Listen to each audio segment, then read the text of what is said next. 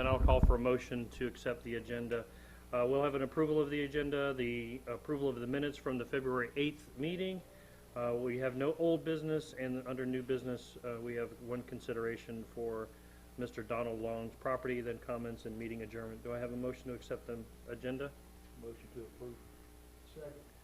Motion from Commissioner Clark, second from Commissioner Coleman. Any discussion on the agenda? Any discussion from the audience? Seeing none, all those in favor say aye. Aye. The ayes have it. Motion passes. So we will, is there actually, I just need a motion. Everybody get a chance to read through the minutes from the February 8th meeting. All right, is there a motion to approve the minutes from the February 8th meeting? So moved. Second. A motion from Commissioner Farnsworth, a second from Commissioner Clark. Any discussion on the minutes? Any discussion from the public? Seeing none, all those in favor of approving of the motion to accept the February 8th minutes, please signify by saying aye. Aye. The ayes have it. Passes unanimous. No old business, so we go right to our new business. We are going to conduct the new business under a quasi-judicial. City attorney and is going to first read the ordinance and resolution by title and number. If you want to go ahead and do that, then we will go Happy to do so, Mr. Chair. This is resolution number 2021-17V 21-02, a resolution of the City Commission serving as the Board of Adjustment of the City of Newberry, Florida, for approval of a variance petition as authorized under Section 3.2.5 of the City of Newberry Land Development Regulations, providing for an existing privacy fence to remain partially across the front yard and for the reduction of the Bartley Lane plat minimum side yard setback from 10 feet to 2 feet to allow an existing permanent shed as provided for within Section 4.2.4 on certain lands within the corporate limits of the City of Newberry, Florida, repealing all resolutions in conflict and providing an effective date. The appropriate motion is to pass resolution number 2021-17 upon its reading by title only. Thank you, Mr. Attorney. Yes, sir. So the Board of Adjustment runs a little bit differently than a regular commission meeting, so let me go ahead and read through and give you kind of an overview of how this will actually operate. He's read through the ordinance. As far as the procedure, the city attorney, well, actually, I'll do the order of the presentation, but we'll hear from staff. Then we will hear, we'll have the staff overview, then we'll hear from the applicant. Then we'll get a staff report and recommendation.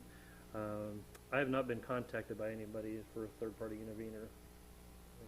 None came through the office, right? Okay. And then we will go to public comment after that. The applicant and the party and staff all have an opportunity under cross-examination, and then it basically comes back to us for discussion. Wendy, you're doing the staff presentation? Okay. As you're coming up here, Madam Clerk, do you want to swear in anybody that's going to be participating? Yeah, I can do that. So all public testimony is going to be taken under oath. Everyone testifying will be subject to cross-examination. All documents and exhibits shall be entered into evidence. The giving of opinion testimony is limited to experts only, and closing arguments will be limited to the evidence of record. I'm going to swear everybody in.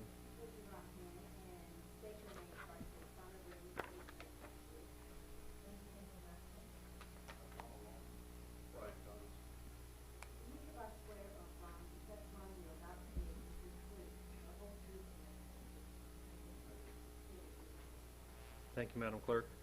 I'm going to go through the dais and confirm ex parte communication. Commissioner Coleman? None. Commissioner Clark? None. Commissioner Farnsworth? None. I do not have any either. Commissioner None. Maison? None. Okay, so 0 for everybody. Are you ready? Ms. Kinsey? Yes. Okay, take it away.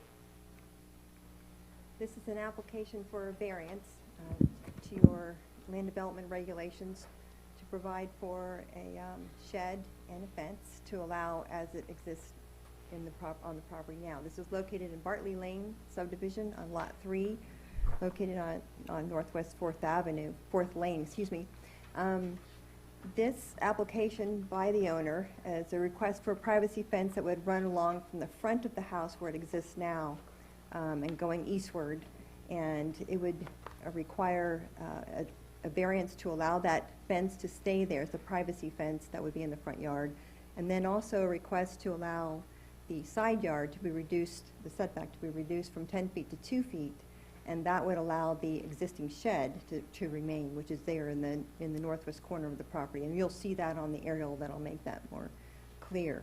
I'll let the applicant just come up and make any comments he would like and explain the situation from his perspective, and then we'll go through with the staff report. Okay. Mr. Long, come on up.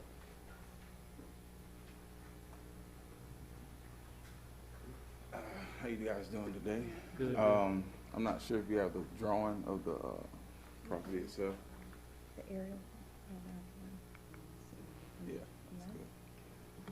Upon me buying this property, the way that property sits, it really doesn't give you a proper backyard. It really just has everything on the side. So when I went to the city to put in a shed and a fence, I was required to put up the drawing of how I wanted everything to be in the yard.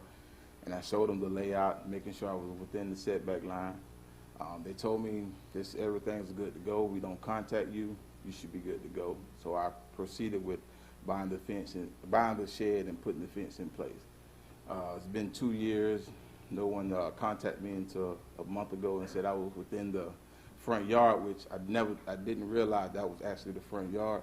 Because when I initially bought the property, it was Northwest 258th Way.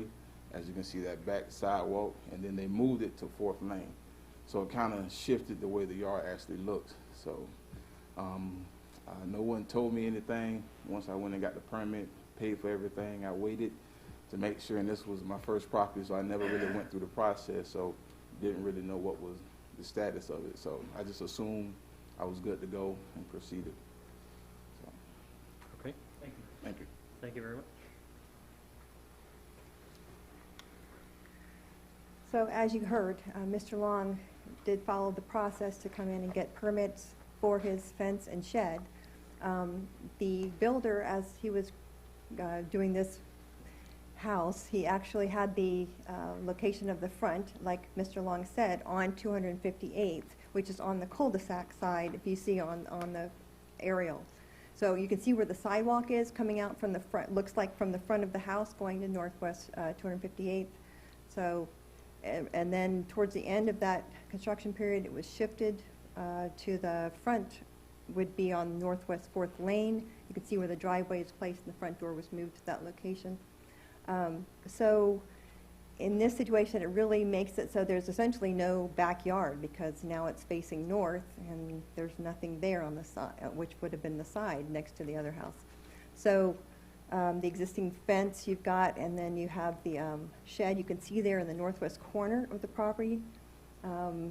And reducing the setback on the side yard, which is on the east, would allow that shed to remain, and then the fence would be allowed by this variance to remain in the front yard there.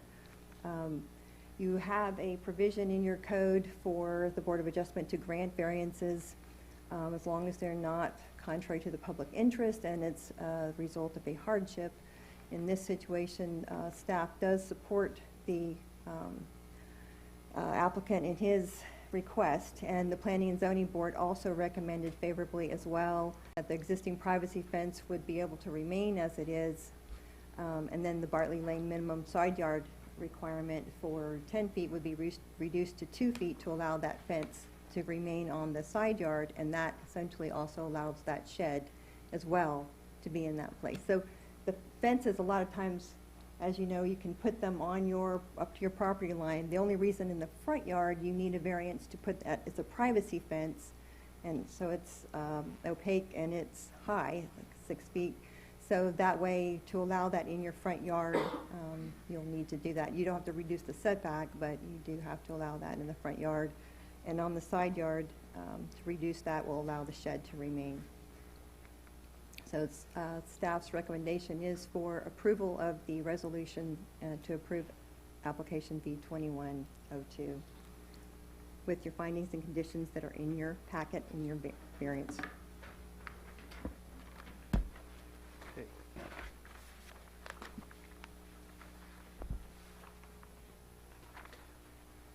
Is there any public comment yet? Okay. Mr. Long, was there anything that the staff said that you want to dispute or question or anything like that? You have an opportunity to basically cross-examine what she just said. You don't have anything? Okay.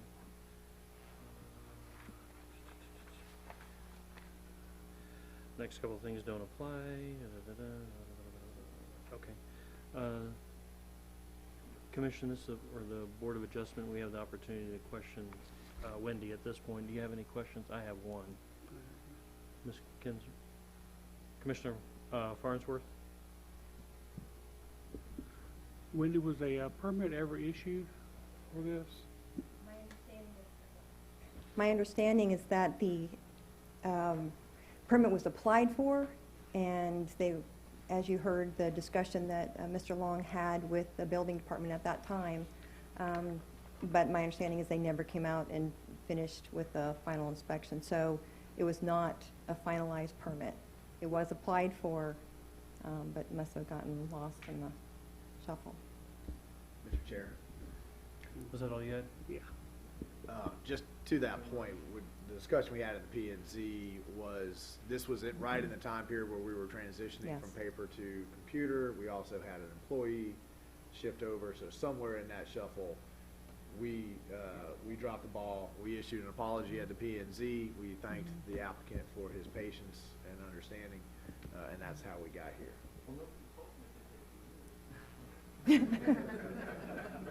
And a 4-hour P&Z meeting. They sat through. Ms. Kinzer, looking at this property, it doesn't look like the other one has, this is going to be the same potential issue on the other one. Did you happen to notice that one? They have no backyard either. Let's look at that aerial.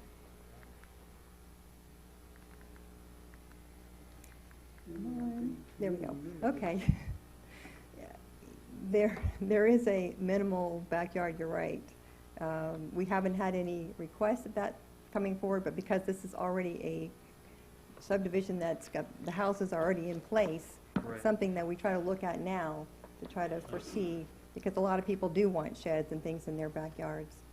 So they would have to apply for a variance in the event that that were needed. If it were to be if they had room, as you know, we made the streamlined provision to Right. butt up right up to the property line, but Right. there may not be room. So we'd have to wait if they were to apply. Was there anything in the record about rotating the house frontage? What we can see is that the builder requested it to be, this particular house to be changed from the 258th to the 4th lane. And we see the records in the 911 address request. That's what we know. Understood. Okay. Mr. Long, does anybody have any other questions for her? I'd just like to say that as this comes up, if this comes up, the proof of the burden ain't on to the citizens. This is something we're gonna have to work with. Instead of just shutting down, we're giving Mr. Long Yes. is because of a builder doing something wrong. We need to at least look at the next one instead of just Mhm. flat out notice. I think that Agreed. Okay. All right, thank you very much. At this point, we can have a final argument if there was anything. Oh, okay. All right. And nothing else from Ms. Kinzer, I assume? Nothing else? Okay. All right. Mr. Attorney, would you please advise the decision-making body as to the applicable law and factual findings that must be approved or denied? Mr. Chair, the evidence standard is substantial and competent evidence. And of course, when you're applying for a variance, it cannot be a self-imposed hardship.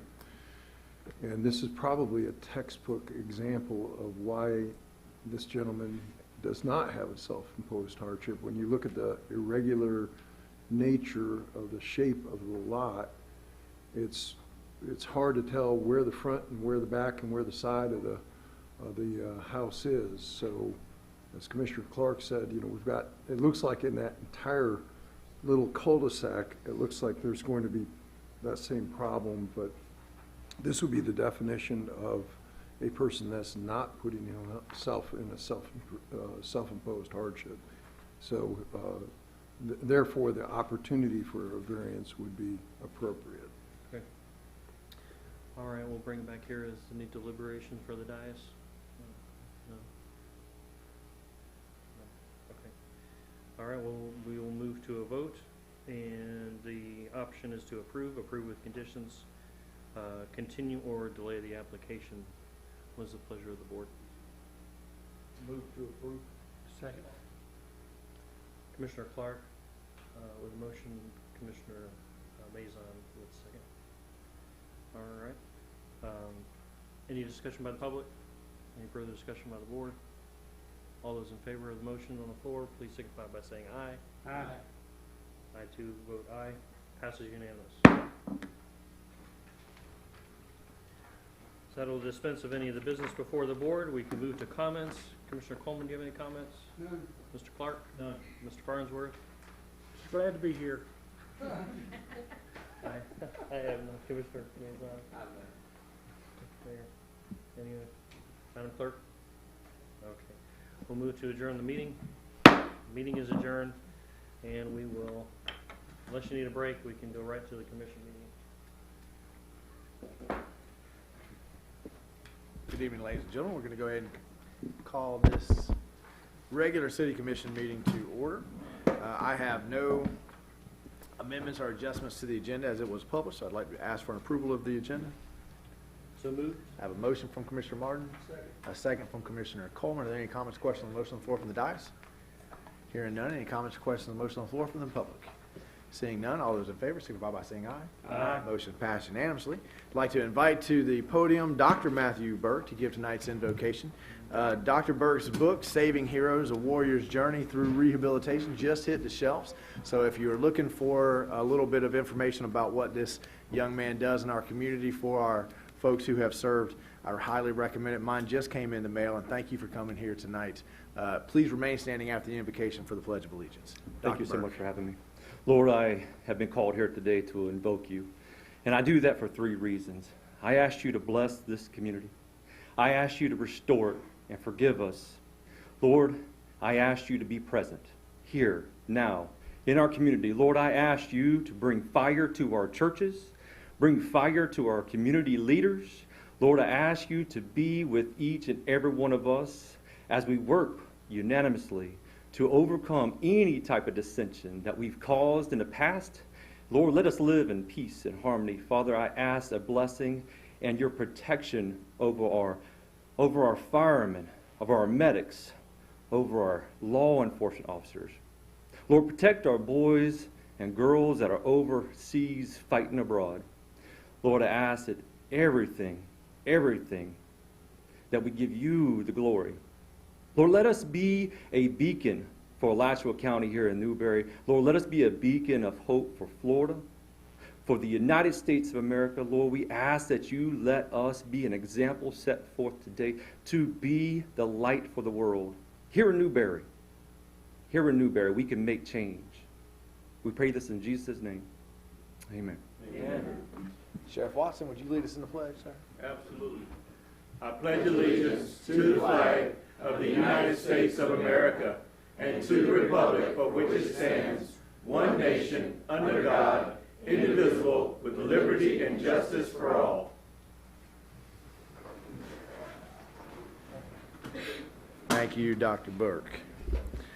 All right, let's begin with a special agenda item, our law enforcement contract. We're all very excited to see this on the agenda tonight.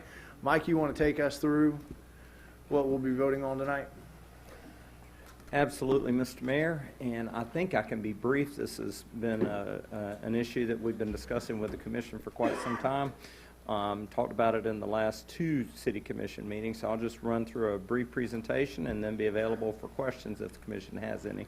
So staff's recommended action tonight is to accept the proposed contract for law enforcement services and authorize the mayor and the city manager to execute it. Mr. Mayor, our current agreement was put in place in October of 2017. The agreement was a 3-year agreement with a 2-year extension.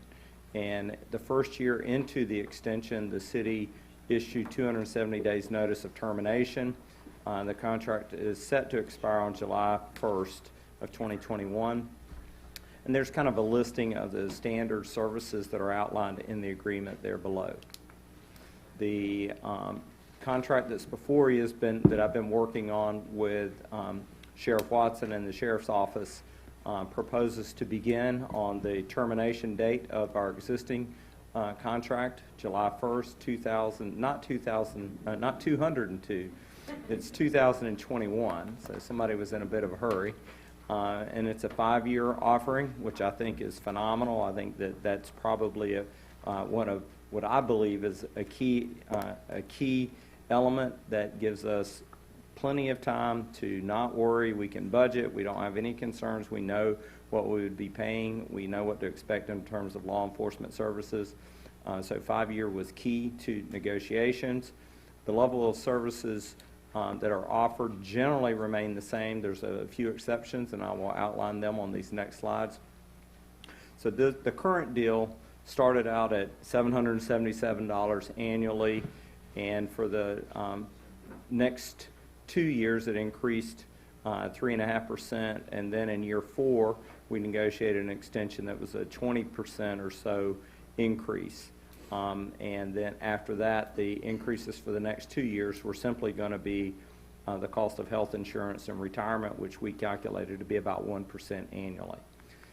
So here's a table that kind of shows the differences between the contract that we're exiting and the potential savings to the city if we accept this new agreement. So, you know, the years through 2020 are years past, but starting in 2020-2021, we were scheduled to pay a little over $1 million, $1,007,000, and the new contract would reduce that to $867,000, which would be an immediate savings to the city of $140,000. Next year, the proposed contract would increase by 3.75%.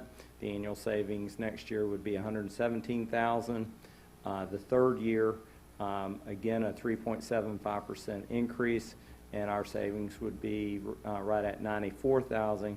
3-year total of $350,000 that the community that we would save by entering this contract. Can't really speak to what we would save on the 4th and 5th year because we didn't have set numbers. I can't imagine that we would stay with 1% increases after the 3rd year. So I would imagine that our savings will just continue to go up and likely would be in the neighborhood of $500,000 by the end of our 5-year term. One of the new provisions in the contract is that the city of Newberry will provide office space for the sheriff to have a substation. We're proposing the utility administration building across the street. It's between our annex and the firehouse gallery. So we agreed to provide that for the sheriff so that they can use it as a substation. Long-term discussions, nothing firm, but we've had discussions of maybe that will turn into a partnership between the city of Newberry and the Alachua County Sheriff's Office to construct a nicer substation for western Alachua County if the commission is interested in pursuing that at some point out in the future.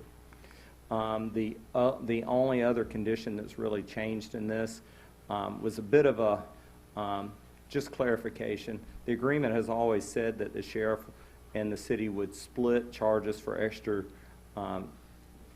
deputies for a homecoming parade, a Christmas parade, and the Watermelon Festival and Parade. But the sheriff is, in the 5 years we've had this arrangement, has never sent us an invoice for any of that. So we clarified that the sheriff would just bear those costs, and he graciously said, absolutely, don't even think about it, Mike. And because the West Fest Music Festival is really on that list, the only official city-sponsored event, we've added that to the list.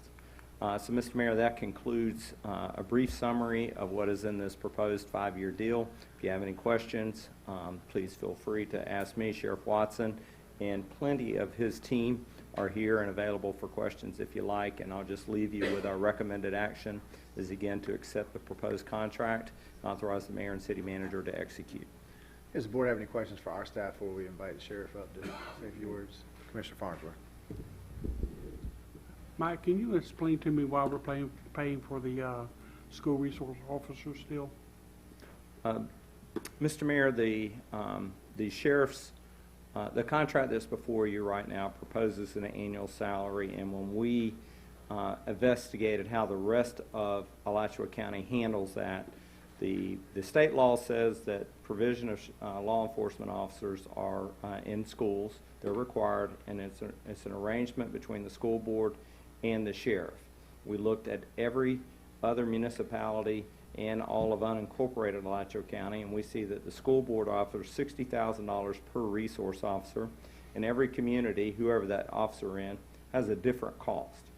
But what we've also found is that every host community, whether it be the city of Gainesville, whether it be the unincorporated Alachua County, city of Alachua or High Springs, has made up any difference, if there is some, in their law enforcement arrangements. So we'll take, for example, the city of Alachua. They have 4 SROs in their schools. They staff it with 4 of their police officers, and they receive $60,000 per officer, and they tell us that it costs more than $60,000 per officer to staff those 4 SROs. So, and what they're telling me is that the citizens of the city of Alachua make up the difference. The same is true in High Springs, the same is true in Gainesville, and the same is true in unincorporated Alachua County. The only schools in unincorporated Alachua County that are in a municipality are in Hawthorne, and they're a member of the MSTU, and Hawthorne is making up those dollars through the MSTU. So that is the arrangements countywide. We can say that this law enforcement contract is attributing to the cost of those sheriff school resource officers, but it's not broken down to that extent. There's a whole laundry list of what's going to be provided, and there's a lump sum cost at the end of it. My analysis shows that if we pay some fair share of the school resource deputies, that would be wrapped up into the cost for the service, but the city attorney could make an equally eloquent argument that there is no breakdown of the cost. It is just we're paying, these are the costs for all of those services, and none could be attributed to the SRO. So how much extra per year are we paying for the SROs? That is not defined in the contract. So the sheriff's department's going to be getting $60,000 per school resource officer for 3 schools, Correct. and then we're going to give them extra money, but we don't know how much we're giving them. We're not necessarily giving them extra money just for SROs. We're paying north of $800,000 a year for all of the law enforcement services, and I will identify them right there. For all of those services, that includes SROs, but there's no line item breakdown as to how much we're paying in addition for SROs. Okay, and with this contract, will the sheriff's department enforce the ordinances of the city of Newberry? We had some discussion about that, and answer is generally yes. If there's an after hours or violation of our ordinances, they know how to find them in Municode. They would advise citizens that they're in violation. They would not use their powers to arrest. They would not prosecute. None of that. They would pass it along to our code enforcement officer. But I would remind you that our code enforcement officer does not have powers to arrest. If they show up to a noise complaint after hours or clear violation of our ordinances, they can notice that this is a violation of our ordinance, and then they can then go through the steps to have an appearance before a special magistrate that would then say, this is my determination, but they will not be doing things like arresting or prosecuting for violation of city ordinances. Does that conclude your questions, Commissioner? Yeah. Okay, further questions from the board, from staff? Our staff, okay. Mike, you can have a seat. Sheriff Watson, would you like to say a few words to us? Absolutely. And thank you all, and thank you for having me. And certainly, the city manager eloquently stated the position, and we are equal of his position. And I want to say that I'm certainly honored to be your sheriff. We work for you. I have my team here today. If you all will stand, please. Team one is already standing. If you see, we come to show you just a small part of our leadership team, that we are here to work for you. Thank you. You all have a seat. Certainly, there's provisions in the contract to address certain issues here at the city of Newberry, but as the city manager was stating, we work for the city of Newberry. If you call us, we're going to come. If you have an event, we're going to partner with you because we work for you. If someone violates an ordinance, we will address it. We will come. I know there was some consternation based on some issues that happened with someone with some type weenie type stand, if you will, and there was some confusion, but since then that confusion have been addressed. So we are happy to be here. We're honored.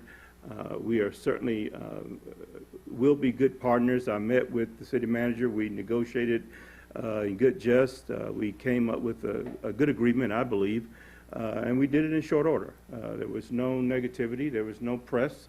There was nothing but other than two municipal and county leaders sitting together to come up with what would be best for the city of Newberry and Alachua County. And we are honored to serve. And I just want you to know that we will be great partners with the city of Newberry, and we're honored to be here. And certainly I have my chief of staff, Ms. Judd, who's been a part of the negotiations as well. I know Mr. New quite well. He worked for me when I was city manager in the city of Alachua, and actually Ms. New was the assistant city manager as well. So I know them well, and I know this process, so I don't envy you all for sitting up there. But certainly we look forward to not only the next 5 years, for the years to come. And during my time running for this office, I stated I wanted to have a precinct in every municipality that did not have a police department. Newberry would be my first one. We are committed to that. That's why you see the leaders here. They are committed equally, and the other team is committed as well. So we look forward to working with you. It will be a good, honest relationship, and I'm sure that we will get a lot done for the city of Newberry, and we will work in great partnership. And I'll leave it from there. Sheriff, I want to say before we open it to the board for questions that before this contract was even signed, it's not signed yet. You've got to sign. We haven't voted on it, but before we even got the contract, the partnership has just blossomed. You've been out here to our Watermelon Festival. You've been in our parades. It has been a pleasure to work with you and to be able to communicate freely with you. I wasn't part of the negotiations, but certainly I talked to our manager, and your relaying of those events is exactly what I heard. It was collegial. It was how can two public servants come together to serve the public with a high level of service. So I wanted you to hear me say that to you publicly because I really do appreciate all that you have done already. Thank you. In the city of Newberry. And I mean, Ed, I was at your event. I won the seed spitting contest. I wasn't going to bring it up. Regardless of what happened tonight, I won't use my talents against you all. But I'm hopeful we will move forward and get a 5-0 vote. Hint. But regardless, we're going to work together well, regardless of how the vote goes. I'm excited. I'm excited to be your sheriff. I'm excited to be here in Newberry. The team, I inherit a wonderful organization with great people, and we're going to continue to serve as we have provided for Newberry, and we're going to enhance it as well. So thank you again. Thank you, sir. Does the board have any questions for the sheriff? I don't have a question, I just have a statement. Go ahead, Commissioner Clark.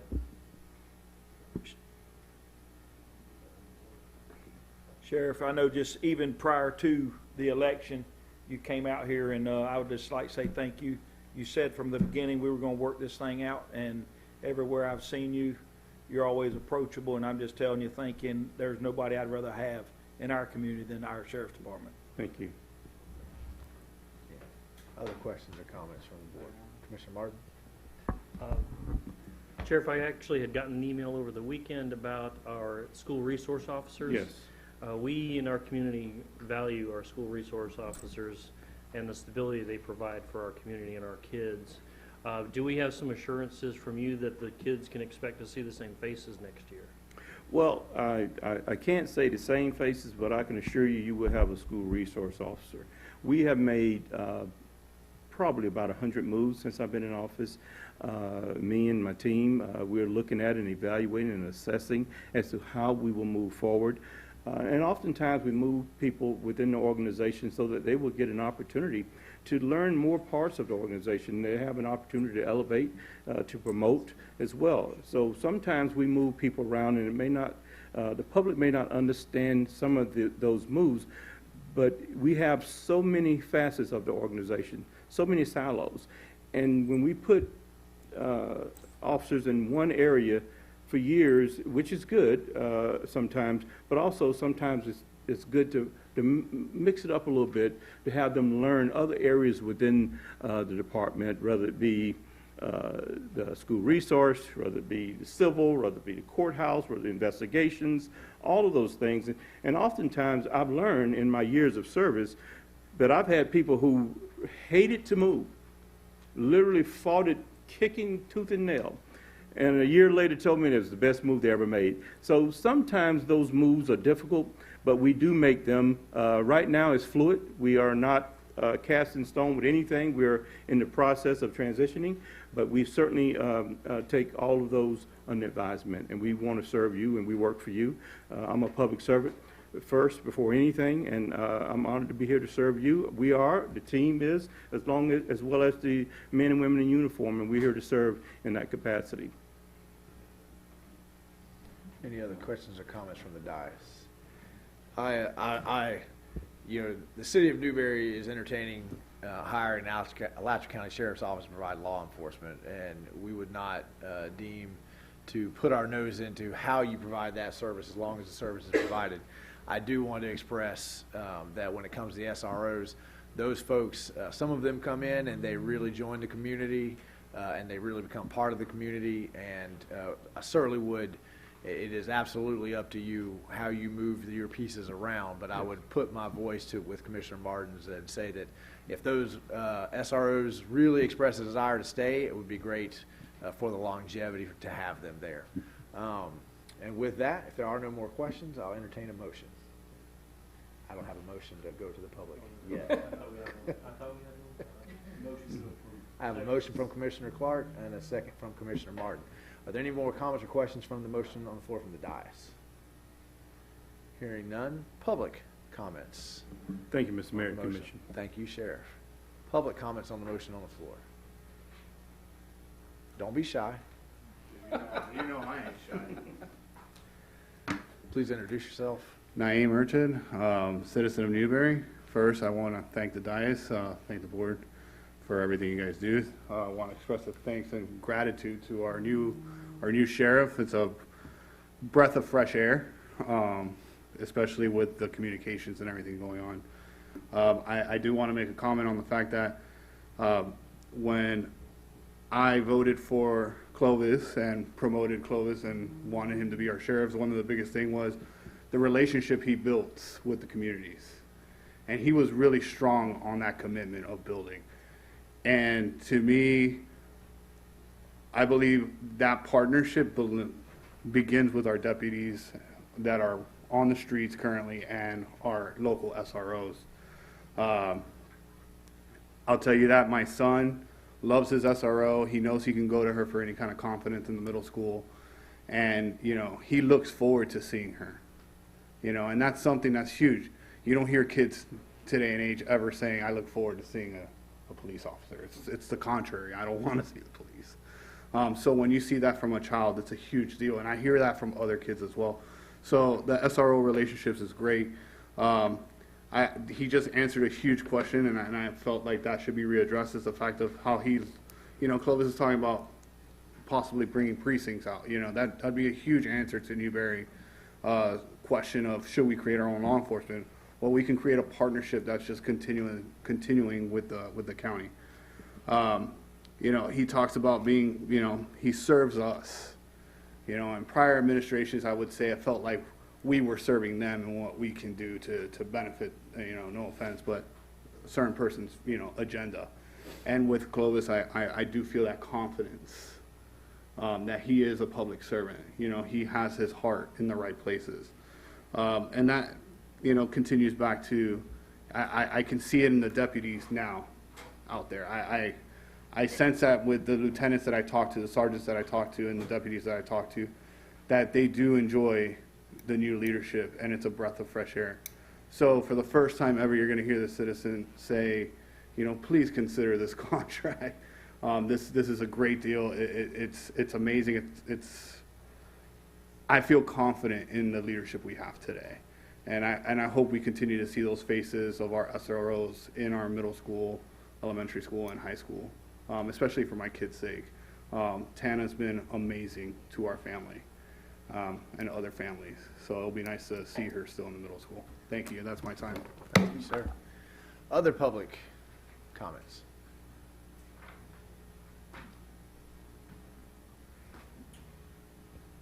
I'm Brad Schultz.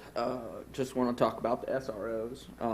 My daughter's very tiny little girl at the elementary school. Address me, sir, if you would. I'm sorry. Keep it up there. Yeah, okay, just sorry. look this way. We've got you on camera, so we want to see your face. Okay. At the elementary school, she had a couple different SROs. They were all great, but for her to get real comfortable with the SROs, it's taken a few years. She's known Montana because Montana used to come to breakfast before she would go when Addison was tiny. So Addison's known her the whole time. Addison was in 5th grade this year, going to 6th grade. Loves Montana, has no problem talking, telling anything that goes on. The only thing I want to say is if our resource officers can stay, that would be awesome because they have done so much for these little kids, and like my daughter. So, thank you. Thank you for coming out tonight to say that. Other public comments? Okay. Seeing none, we'll come back for any questions, final questions, thoughts? Okay, roll call vote. Commissioner Coleman? Yes. Commissioner Clark? Yes. Commissioner Farnsworth? Yes. Commissioner Martin? Yes. Commissioner Maison? Absolutely. Motion passes unanimously. Sheriff, can we get a little picture real quick? Yeah, absolutely.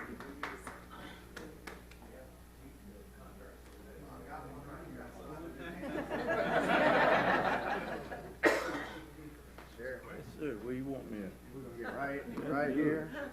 I'll do as I'm told.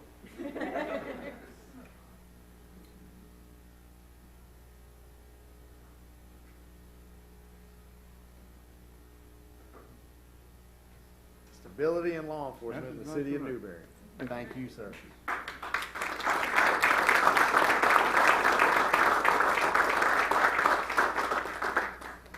And again, I want to thank my team for coming and to thank you all for this partnership. And we will see you all quite often. Well, let's not make it too often. Thank you all for coming out tonight. We appreciate each and every one of you. Does he need something? Thank you, sir.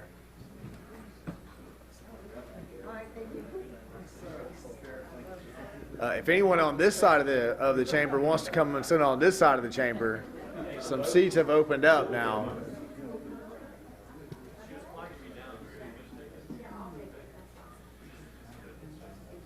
All right. Now it's going to move us on to presentations. The first item under presentations is a certificate of completion for the Institute of Elected Municipal Officials. We have Commissioner Tony Maison, and I have your certificate here somewhere. Amy, did you, is Commissioner Maison, it's in here somewhere.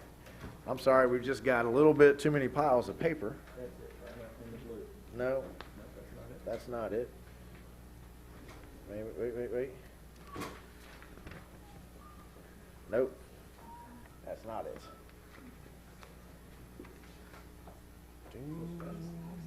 Did it get put in here? Like Mike's office. Yeah.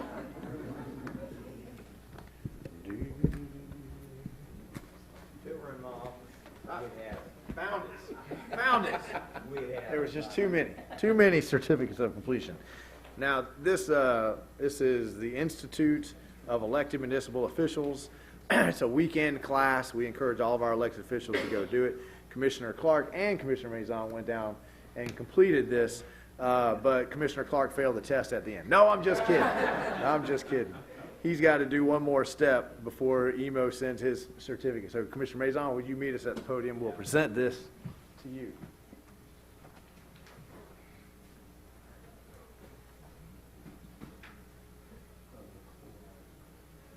All right.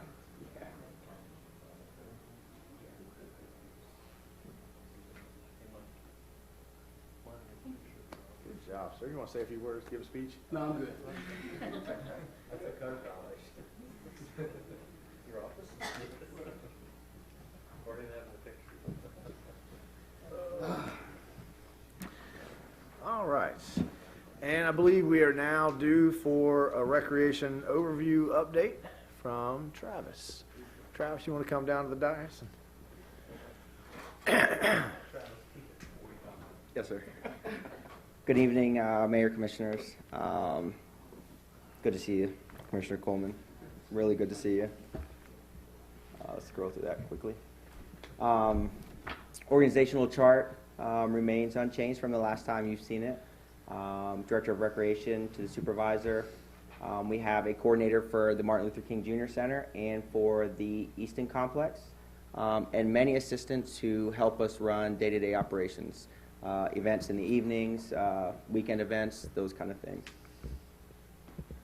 Some of our sports programs, we offer baseball, softball, t-ball, basketball, soccer, all types of football, cheer, volleyball. We run through mainly your typical leagues, Babe Ruth, Boys and Girls Club, Act 4, and Tri-County Football League. Your Newberry Rec Department plays a vital role in all those leagues.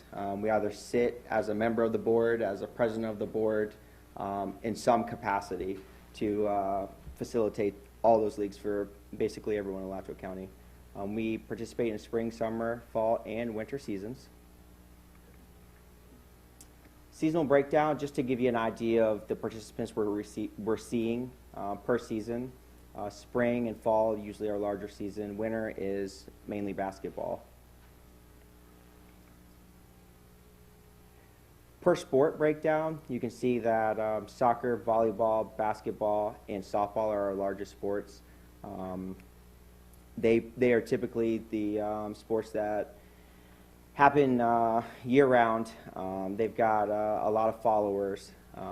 Baseball, t-ball, those are kind of the sports where I feel like kids come in, they try it, and then they jump to, say, soccer, and they kind of mix and match. But sports like volleyball, I mean, they're committed. The programs, to kind of give you an idea as far as what we see on a year-to-year basis, this is in the spring. You can kind of see the trends of how the sports and the participation works. They usually stay pretty similar. 2020 with COVID was different for us. It had some positives for participation and some drop, but overall it wasn't too terrible.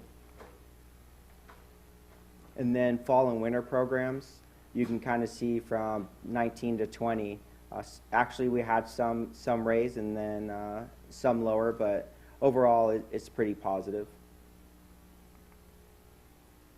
We offer senior programming at our Martin Luther King Jr. Center. We have Welcome to Elder Care, and Tasha does a great job trying to get senior programs there to get as much participation as we possibly can. Yes. Mm-hmm. Some of the special events that your rec department does, we do the typical host events as far as our recreation programs are concerned. We typically play a role in most events that happen at the city. So we're kind of behind the scenes, but we typically have some sort of role. Examples, Westfest. We hosted the District 3 softball tournament for Babe Ruth a couple weekends ago. Actually the largest district in the nation for Babe Ruth softball. So that's a cool little fun fact. I didn't realize that either, but apparently our area is big. Travis, kind of stop you on that one because I just got scolded by a county commissioner for not letting her know that that was happening there. I said, well, look, I stopped checking the website a long time ago because there's just so many things going on out there. But she did make a good comment to me that she is the chair, or she sits on the tourist development, and they would really like to get involved in making commercials and promotional stuff in some of these events that that you guys are either hosting or behind the scenes on. Sure. So when you have things like this where it's the biggest, can Sure. you help me identify the ones that we should get them to? Of course. I sit on the board for the Gainesville Sports Commission, so we kind of floated this one in and out as to, how does it sit for, the TDC board, just simply because it is a large one, but we set it up so that most folks can come, play, and then travel home. So it is a large event, but it's not a heads and beds type major event. But it was a large one. I think it was a Thursday, Friday, Saturday, and Sunday. So, but I'll do that. The Martin Luther King Jr. Community Center has seen some upgrades recently. I've presented them before. The new restrooms, the playground facility. We're always looking to update. This is going to be our main hub for the community center as far as where we host, let's say, elder care, those kind of events, as we transition from the municipal building as a rental facility to an actual community center. And so far we've received positive feedback. As a reminder, we have Champions Park. We have an operator, Rad Sports, in there. Here are the terms and conditions of the contract, just as a reminder. Currently, they are doing a good job as far as getting tournaments in. I sit on, like I say, the GSC meetings, and every month, Champions Park is at the top. Most recently, they've been at the top for events that they bring in. So it's been a nice thing to hear when you sit on those boards and you're going across the county and you're talking about all the events that's coming in. And always at the top, it's Newberry. Whether it's Champions, whether it's Easton bringing in Gator Cup, whether it's we're bringing in the Babe Ruth event. So it's nice to have, nice to be on the top. Just a couple of things recently. We've gotten some feedback just from Babe Ruth District Commissioner and one of our coaches. Nice to hear some thank yous. We like to do the best we can, provide the best programs for our participants, residents, and we want to make everyone happy if we can. So, but that's all I got.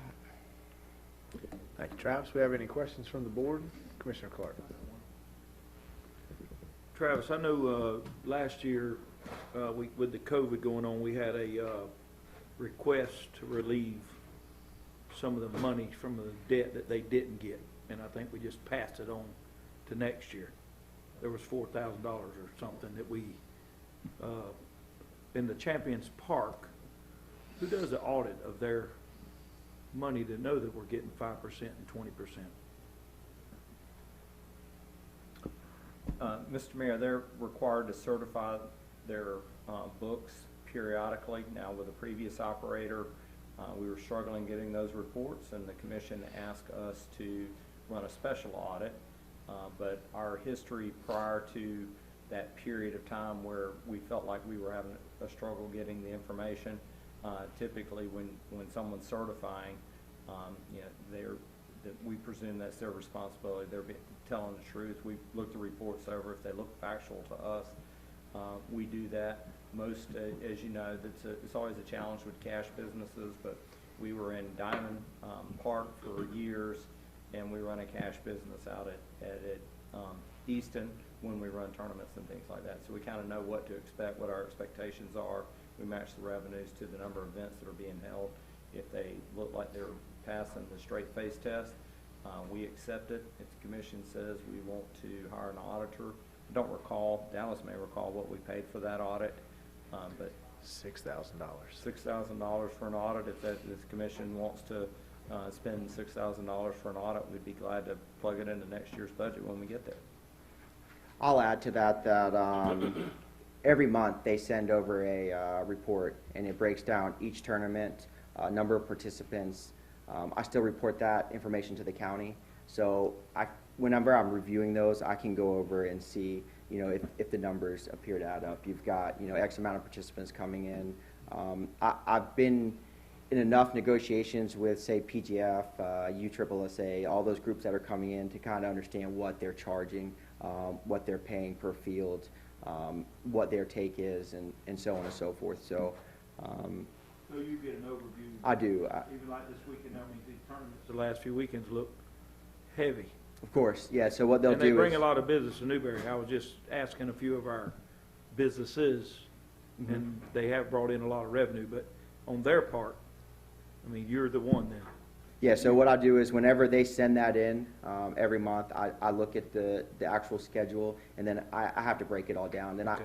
I put it into another spreadsheet that I send to the county. Okay. So Thank you. you're welcome. Any other questions from the board for Travis? Statement. Commissioner Maison? I just want to say, Travis, man, for any of the citizens that haven't driven by these parks, I've driven by them, they look exceptionally attractive, especially the new one over here on the south side. It looks very attractive, and I would just want to say you're doing a great job. Thank you. Appreciate it. Mr. Manager? Mr. Mayor, I'd just like to share a few sentiments. Most of this board is here to see a transition in rec department operations over the last 5 years, and I would say that leadership really matters. I think that Travis Parker, being our recreation director, we've seen a big step up in our game. Our departmental philosophy is generally we're not trying to win the Babe Ruth National Championship. We're not that competitive, nor is it a competition trophy for every kid that shows up to every practice. We're trying to be in the middle. We're trying to teach kids recreation, and we measure success by repeat business. If kids are having a good time and they sign back up next year, whether they decide they're going to go on and play high school sports or not, that's kind of a different thing. But if they go through a baseball season and they had a good enough time that they sign up next year and they ask their buddy to sign up, we consider that success. The offering of the recreational offering, the quality of our service, I think is really unmatched in our region, and I think you see that in the quality of the way the facilities are kept. Just everything about the programs exude quality. You see our new bus running around town. Most of that comes from Travis and his team. I guess all of it comes from Travis and his team. They do an excellent job, and just wanted to state publicly to make sure you guys are tuned into all the things that we have going on in our recreation area. It's definitely a class act. My little grandbabies played ball, but I think they just stand. I don't think they play. But anyway, you do a great job. I've been to the facilities. Everything looks wonderful. So thank you, Travis. Commissioner Farnsworth? Yeah, Travis, I was wondering, do we have volunteer coaches and stuff to do the? We do. Do we ever have any kind of reception or anything for the coaches and all? No, and they put in a ton of time, a lot of time. We're thankful for it. Our rec department wouldn't run without them, and sometimes we don't have enough. I was wondering if we could kind of maybe put it in the budget next year to give them some kind of recognition and maybe I brought reception or something. that up to the clerk. I think it was you and I talked about this. We used to do that for all of the volunteers in the city. We'd have a little reception here. We had cake and punch, and anybody that was volunteering their time, whether it was in the rec department or planning and zoning or beautification, we kind of got them together. And I'm not quite sure how that fell away. It just kind of did, but I think it's a great idea. No, it fell away long before COVID. But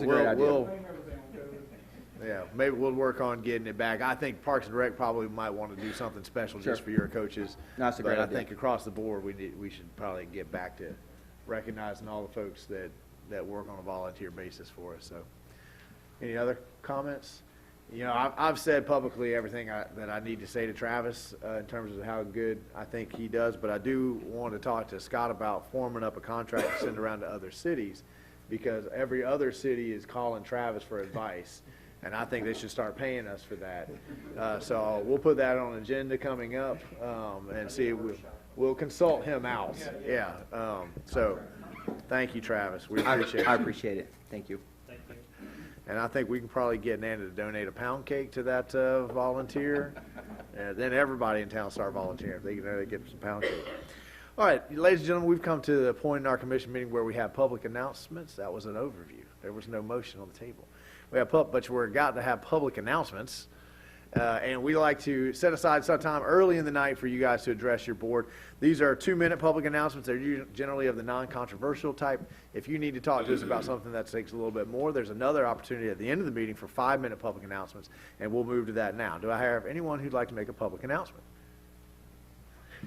Good to see you, Marlon. Thank you. Glad to be back. Mr. Mayor, Commissioners, I am Marlon Day with the Alachua County Library District, the Newberry Branch Manager. Microphone on? Is it? It is. It is. Can we turn his volume up a little bit? Like you said, I'm Marlon Day with the Alachua County Library District. I run the Newberry Branch Library here in town. I wanted to let y'all know that the summer reading program is in full swing. Library patrons can sign up online at our website, www.aclib.us. As you know, it's important for children to continue to read during the summer, which here in Newberry starts officially on Thursday. To avoid the summer slide, and our reading program makes it fun for them to do so. So I'd encourage you to let them know to sign up online or stop by the branch. The branch is now open 7 days a week. Our schedule and services are just about back to pre-COVID levels. So please stop in and check out a book, movie, or CD. And I'd ask that you share this announcement with your constituents, and I look forward to seeing you in the library. Absolutely. Thank you, sir. Does anybody have any questions for Marlon before we let him go? He's got so much going on over there at the library that we always have to follow up. But thank you again for everything that you're doing. Appreciate you, sir. We will share it far and wide. I think Naeem wants to know, is the cake going to be a keto cake for the volunteers? Yes. We'll make sure it's a keto cake. You already know. Naeem Urchid, citizen of Newberry, and now that you bring it up, yes, I am one of those volunteer coaches for our rec ball for the past. And we appreciate you. 4 years, 5 years, 10U and 12U.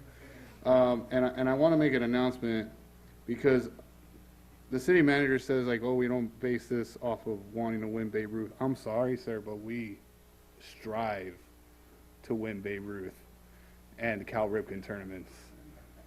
To say that that's not how that's exactly how we play. We go in 100% to win. I'm messing with you. No, I get what he was getting at. But I did want to make an announcement. Travis Parker is a great addition to our team. I know he had his presentation, but I did want to make that announcement as a coach. The reason I coach, other than being there for our youth and wanting to help develop them to the next levels, is because we have such a great program and such a great director with a staff behind him that really, really pushes a great parks department. And he does take care of, even though we're on a volunteer basis, he does find ways to make sure that we are feeling appreciated and taken care of. So it's a big, big thank you. I didn't write an email, but I figured I'd say it in person instead to you guys. Big thanks to him and to you guys for having such great leadership from the city manager and working all the way to the director of parks. If anything, it'd be nice to have some food truck rallies at these games because kids do get hungry, coaches get hungry, and there's more keto options when there's food trucks out there versus just the hamburgers and hot dogs at the concessions. But other than that, thank you for your time. I just wanted to express a big gratitude for that. We appreciate it. We always like live thank yous.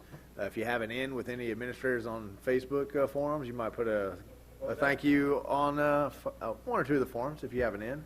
Yeah, we'd appreciate that too. I'll talk to some of the admins on those forums. Yeah. Do we have other public comment? Other public comment? Seeing none, we'll move back to the agenda. I have a motion to approve the consent agenda as it was published. So moved. I have a motion from Commissioner Martin, a second from Commissioner Clark. All those in favor signify by saying aye. Aye. Motion passes unanimously. That's going to move us to public hearing and ordinances.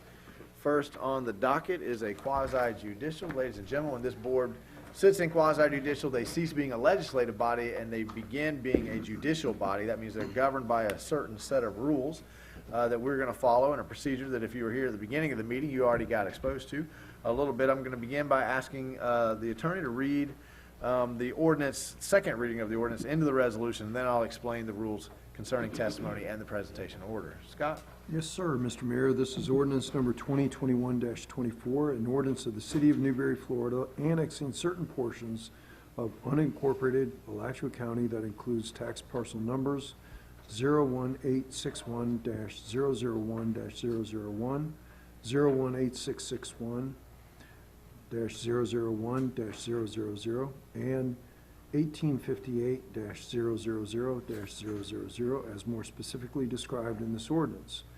As petitioned for by the property owners pursuant to Section 171.044 of the Florida statutes, making certain findings, providing for land use, zoning, and land development regulations, and enforcement of the same, providing directions to the clerk of the commission, providing a severability clause, and providing an immediate effective date.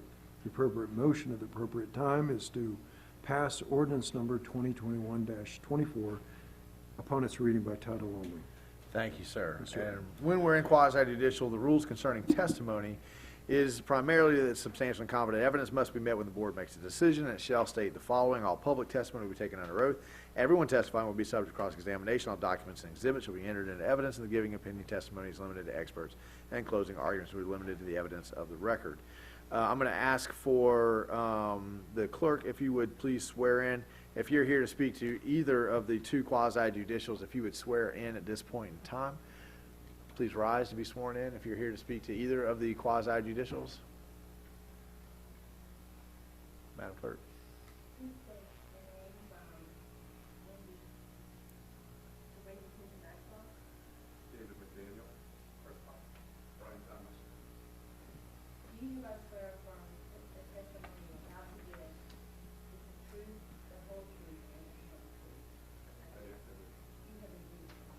Thank you, Madam Clerk. Let's go ahead and handle ex parte for this item and the next. Commissioner Coleman, Commissioner Clark, Commissioner Farnsworth, Commissioner Martin, Commissioner Mazan. None. I have none as well. The order that we're going to follow tonight is that we'll first hear from a staff overview. The applicant will then have the opportunity to make a presentation with no time limit. Then we'll hear the staff's report and recommendation also with no time limit. I've not been contacted by anybody wishing to claim a third-party intervener status. So it's going to move us to public comment. Any members of the public will have 3 minutes to comment on the ordinance, and then we will move to cross-examination, where the applicant will have the opportunity, and then the staff will have equal opportunity. Finally, members of the decision-making body will have the opportunity through the chair to ask questions of the staff, the applicant, or the participants. Then we'll hear final arguments. The attorney will then advise the decision-making body's applicable law and the factual findings. After that, we'll have deliberations. After deliberations, we'll have the motion. Did you have a question, Commissioner Martin? No, Mr. Mayor, I just wanted to put it on the record. I did have a conversation with Mr. Spain about some of his objectives and goals for the property. I have no dog in the fight, but I did want to disclose that conversation. Did anything in that conversation influence the way that you plan on voting tonight? Or No, think sir. you might No, vote sir. tonight? All right, did I handle that all right there, Scott? Sure did. Perfect, all right. It's been years, I finally got it. All right, Wendy, you want to give us the overview?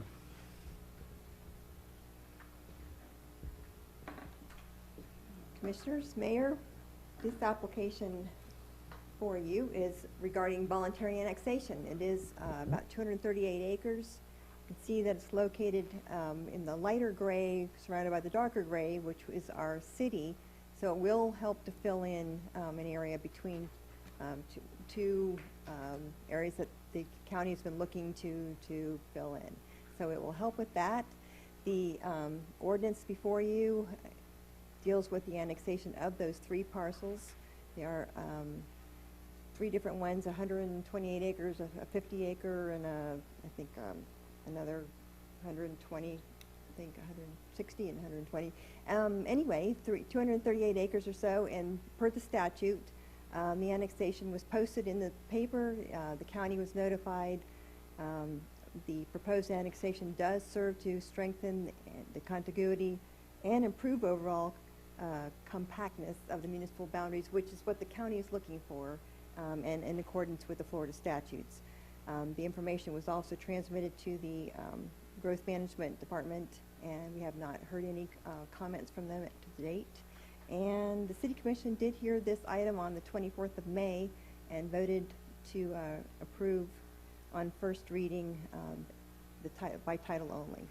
And today was established at that time to be the second reading of this ordinance, and tonight staff recommends again that you approve this ordinance to approve the annexation. Thank you, ma'am. Okay. Would the applicant like to come on down and give us a presentation?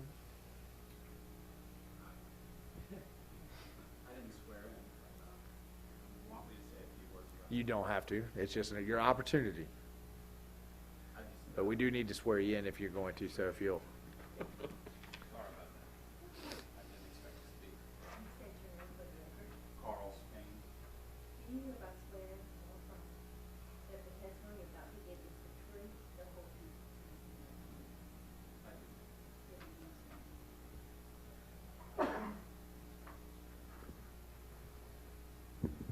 I just wanted to say that I'm very excited to have an opportunity to bring a high-quality recreation development to the town of Newberry, which I think this property is perfect for, obviously.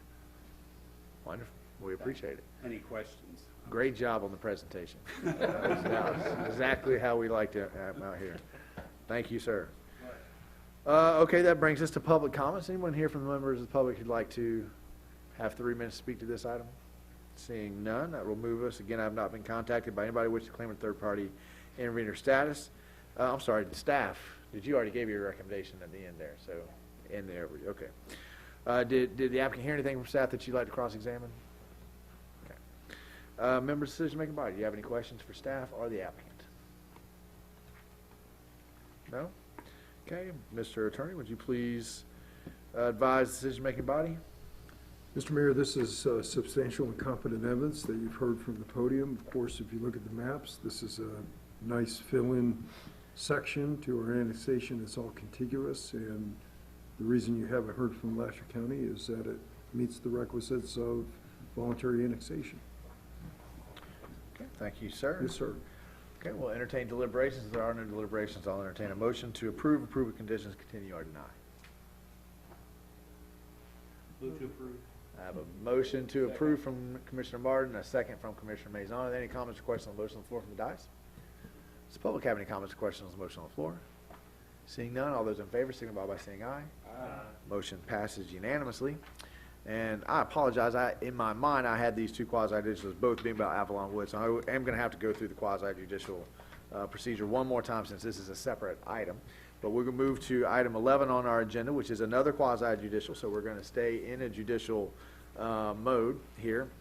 And I'm going to ask the attorney to begin by reading the ordinance, again on second reading, into the record for us.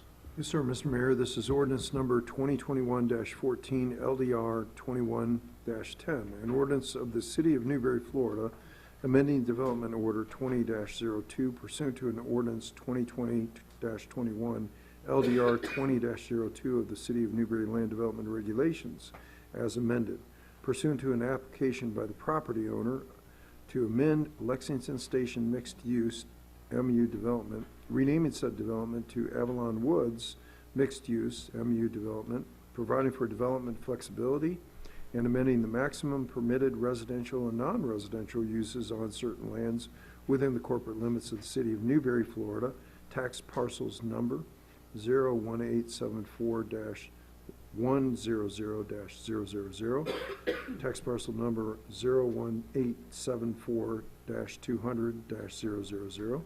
01874-001-000, and 01897-000-000, consisting of 196 acres, more or less, providing severability, repealing all ordinances in conflict, and providing an effective date.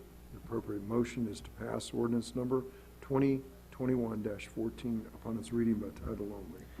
Thank you, sir. I'm going to go ahead and explain the rules concerning testimony. It's primarily that substantial and competent evidence must be met when the board makes a decision. It shall state the following. All public testimony will be taken under oath. Everyone testifying will be subject to cross-examination. All documents and exhibits shall be entered into evidence, and giving opinion testimony is limited to experts. Closing arguments are going to be limited to the evidence of record. We've already sworn in for this item. We've already asked for ex parte on this item, so I'm going to go through the staff of the presentation order. We're going to hear from staff with a short overview. Then the applicant's going to have the opportunity to make an application with no time limit.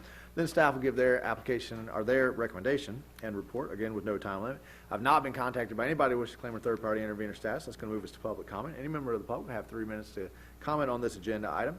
Then the applicant's going to have the opportunity to cross-examine. The staff will have the opportunity to cross-examine members of the decision-making body. Through the chair can ask questions. Final arguments will be made. The city attorney will advise the decision-making body. Deliberations will happen. Then after deliberation, we'll entertain a motion to approve, continue. Approve of conditions are denied. Staff, Wendy, you want to give us the overview? Mayor, Commissioners, this is an application, as you see on the cover sheet right here, with 206 acres. And the reason why it talks about 206 acres is the original development, the mixed-use development, is 206 acres. Of that, there's about 10 acres that the city has purchased that still counts toward that mixed-use development for recreation and drainage uses. So that's why you also see 196 acres referenced in your ordinance, which is the property that's owned by the applicant itself. But the mixed-use development is intact. So the application is to amend the Lexington Station mixed-use development and to rename it as Avalon Woods mixed-use development. It is proposing to also increase the allowable density for the residential density and to decrease the commercial density.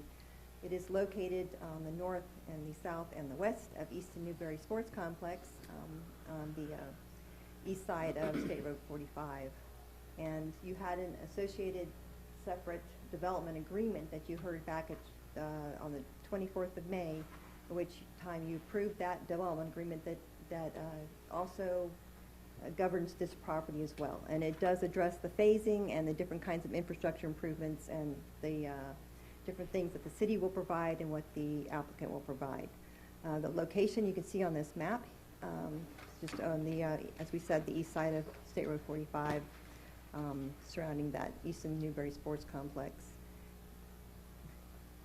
And from there, I'll let the applicants go ahead and make their presentation, and then staff will conclude my presentation and recommendation. Thank you, Ms. Wendy. Does the applicant want to make a presentation? No? All right. We'll rest on the presentation you made last time. That was a quick break there for you, Ms. Wendy. That's right great. back at it. Okay, so essentially we know that the applicant is proposing to increase the residential units, which to a total of 700 units from the 440. So there is a total residential change of 260 units. There are single family that would increase by 136. 44 is an increase for the single family attached, and 80 for the multifamily, which essentially is okay in the sense that any of those units can be exchanged depending on the market and what's appropriate at the time as it develops. This is a long-term development over the next, is it 15 years? About 15 years. The current retail and commercial developments under a general commercial category that in our code that provides for different kinds of uses that would be decreased by 119,750 square feet, so that it would only have 210,000 square feet left. And it does have, they're also requesting to reduce the lot size from 5,500 to 4,000 square feet and to allow indoor and outdoor storage and mini warehouses, and that sidewalks would be permitted only on one side of the street. This is your preliminary development plan. You have in your packet as well. You should have maps before you that you can look at up close that shows you the, you can see the light area in there is the Easton Newberry Sports Complex. The Planning and Zoning Board did recommend approval of the application and the subject ordinance that you have in your packet with a request to staff to develop a revision to the conditions that would provide for the making sure that the storage units and the warehouse would not be on the main road on State Road 45, which this condition as written with the highlighted red shows you what staff proposed. that it would be located internally and not on the State Road 45. And the development agreement, as you know, was approved on the 24th of May, and the City Commission also held first reading for this ordinance and approved that as well. And based upon the information that's provided in your packet, and the justification report that's provided by staff that addresses all the different concurrency and different types of infrastructure, staff recommends approval and that the City Commission go ahead and approve the ordinance on second reading. Okay, thank you, Ms. Wendy. Again, I have not been contacted by anybody wishing to claim a third-party intervener status. That's going to move us to public comment. Any members of the public who wish to speak to this issue have 3 minutes to do so. Seeing none, that's going to move us to cross-examination. Does the applicant hear anything you would like to cross-examine? Okay. Members of the decision-making body, would you like to ask any questions of staff or the applicant? Commissioner Farnsworth. Wendy? With the lot reduction from 5,500 to 4,000, are the homeowners going to have enough room are they going to have a backyard, enough room to put a shed, or are they going to end up trying to put it on the side of the house in this situation also? Well, I think if they're going to be small lots, and I will let the developer address that, but we may want to specify if we're saying that they can't do that, that should be in those deed restrictions to make sure that any person who buys the property would not be able to do that, to be able to place a shed, or if they're doing something with really tiny, tiny houses and they're going to have tiny sheds. I don't know.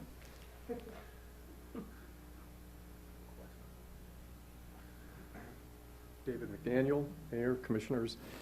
So to answer your question about the lots, they will have a backyard. 110-foot lot depths are the likely depths, even though we're minimizing it. We're allowing ourselves a 4,000 square foot. It'll likely be 4,400, and so we'll end up with what will undoubtedly be a backyard of probably 25 feet, and so there'll be room to fit a shed. And it's a product that is commonly built throughout the state of Florida, and was recently approved in another development in another part of town. But the answer is that you'll be able to put a shed. Any other questions from the dais? Commissioner Clark. Mr. Mayor, so Dave, you're going from 4,000 to 4,400? No, I'm saying we may end up with some 100-foot deep lots, but most likely there'll be 110 across the board. But always want to have some flexibility with that sort of thing. Okay. So that 400, that extra 10, 40, it's 40 foot wide? Yeah, it's 40-foot wide lot. I know what you're saying then. Yes, Thank you. Anything else? Any other questions from the dais for the applicant or staff?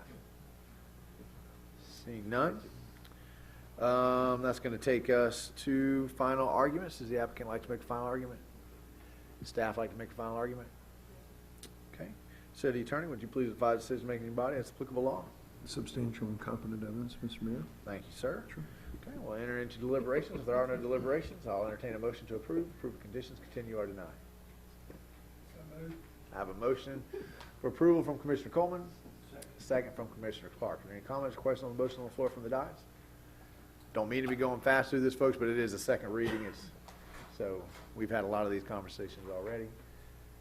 Hearing none, any comments or questions from the public? Seeing none, all those in favor of the motion on the floor signify by saying aye. Aye. All those opposed? Aye. Okay, roll call vote. Commissioner Coleman? Aye. Commissioner Clark? Aye. Commissioner Farnsworth? Aye. Commissioner Martin? Aye. Commissioner Mazon? Aye. Motion passes 4-1 with Commissioner Farnsworth in dissent. That's going to take us to item 12, which is a Phase 1A final plat approval request. And Wendy, are you going to take us through this as well? Busy night for you tonight. Thank you. You're going to the next, right, okay, here. Can you go to the next presentation? The application before you is for the final plat for Phase 1A of the development that you just approved the changes to the mixed-use development development order. So this request affects 1A, the 104 lots that's already, you see the land being moved out there now. This is the first phase of Avalon Woods. The plat has been reviewed and approved by the city's surveyor, and it has been reviewed by the city attorney and staff, and has been approved as well, as far as there's a surety agreement that goes with this as well, because that allows the developer to pull residential building permits while the infrastructure is going on. So this is the boundary survey that you have in your packet, and then you have the sheet 1 and sheet 2, which is a closer view of the layout of the plat, where the lots are for the 104 lots. And staff is recommending approval of the final plat, and that goes along with the surety. Okay, thank you, Ms. Winnie. Do we have questions?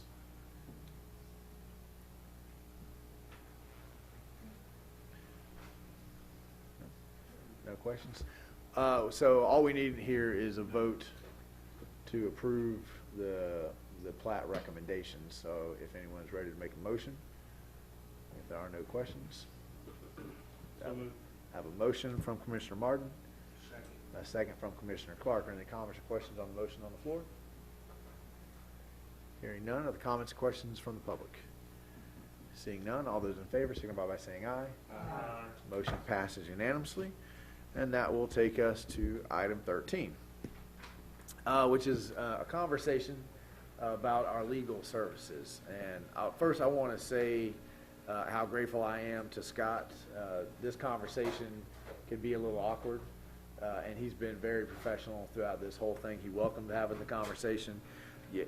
Most of us know up here that Folds and Walker has been the city's legal firm for longer than I think I've been alive, actually.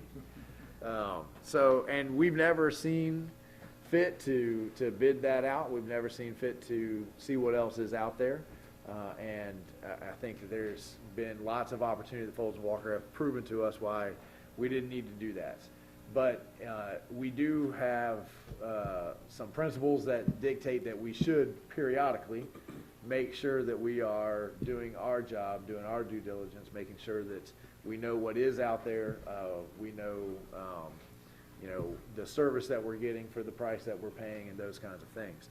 So this agenda item is an opportunity for us to discuss whether or not it is time and appropriate for us to go through the bid process. I would remind the public primarily that there's only 3 offices that work for this board directly. That's the city manager, the city clerk, and the city attorney's office.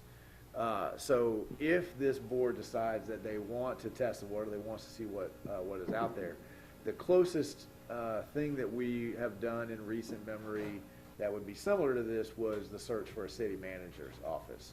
So normally when we bid services out, it is our staff that puts together a bid project, advertises for it, then goes through the list of candidates and then makes a presentation about who the city manager recommends to win the bid project. When it comes to the charter officers, that happens from this board up here. So I think the conversation that before we get into how it might happen and how it might work, the conversation first needs to be, is that a process that this board wants to engage in, feels like it's time to engage in? I would say that normally when we've kind of had these conversations before, we've been in the middle of big contract negotiations, we've been in the middle of GMA lawsuits, those kinds of things, and it's never really been a good time. We've got kind of a downtime moment, which is probably why we're having this conversation at this point in time. So I think that this board can say that it is time. We need to go through that process just to work through the process, so that we can look our residents in the eye and say that we are being good stewards. Or we can say, you know what, we haven't been embroiled in a whole bunch of lawsuits.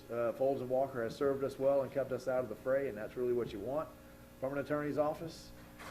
And I don't see a need to engage in that. I don't see a need to do that process. So I kind of open it up to the floor for a conversation from the board to see what everyone's appetite is moving forward. Commissioner Farnsworth. My opinion is that Foles and Walker have served us well over the years. I think they've done a good job. I don't see any reason to change that at this point in time. I think they do a good service for the money that we do pay them. Other comments, board members? Commissioner Clark? I would say, being a newly elected official, and I've seen Scott and the team around, and I know we just lost Maltby, which is your attorney for the city, coming and growing for the city there. You know, sometimes it does not hurt to check things just to keep things honest for the citizens. I don't know that anybody is going to win or do anything against Scott and the team that they have. Is this just going to be a straight out bid by the hour? I mean, how is this going to work if it even goes out for bid? Well, the very first, if this board says, you know, it's been long enough, we've got to go out there to see what's out there, then the next conversation, what I would probably propose is that we hold a workshop and we have a conversation about what do we want that bid project to look like, what are the services that we want to make sure we're specifying, hourly rates, special projects, all of those kinds of things, and we would put that together in that sort of a dialogue. We would talk about what is it that we want to see, and I would certainly welcome our current legal advisors to continue to offer advice and how should we structure this so that we make sure we're getting good municipal legal advice all along the way. So I think, you know, when we did the city manager search, I will say we spent about 2 or 3 workshops coming up with how we were going to do that, and then in the end we threw that entire process out and went a completely different direction. So, but it is part of the conversation to say how do we want to move forward with this, because those 3 people are the ones that you guys hire directly, and so you get to write up the job description and how you want to go about doing it. Commissioner Clark. Go ahead. No? You go. Commissioner. I was going to say, this being right now, by the time you get bids, time you get everything together, we too close to budget season to get this thing changed around? I don't believe so. I don't think that there's one. I mean, we know what we're Scott and them come in at, and we Right. already know that as budget by the time. And I would say when it comes to legal services, we always have a pretty good buffer in our minds anyway, because we never know what we're going to end up engaging in. And is this going to be a low bid process? No, but again, that's one of the low bid is always necessarily the best bid. That's one of the elements that you would discuss in that workshop. You know, it's really, it's like law enforcement conversation earlier today. It's really hard to compare apples. There's no apples to apples. No. Newberry pays a higher base rate than some of our sister cities around us, but we do that intentionally because we were looking for stability in our budget. So we said we'd rather go ahead and pay you a little bit more to cover more and not have as much fluctuation at the end of the year, right? So if you try to compare us to High Springs or us to some other city, that's a tough thing, but I absolutely agree when it comes to the legal services. I don't want the cheapest. I want the best we can afford. And so I don't think this would be a low bid. And Scott, you can correct me if I'm wrong. You know, there's 2 different types. We have professional services, and then we have what's called operational services, right? So Waste Pro, right? That's operational. Yeah. We can negotiate a hardcore, a hard dollar amount, and we know if the trash is getting picked up or not getting picked up. Professional services is much more complex. You know, you could have a really great attorney and still lose the case, right? You could. So there's a little bit more nuance in that conversation. Okay. Commissioner Mazon, and then Commissioner Martin.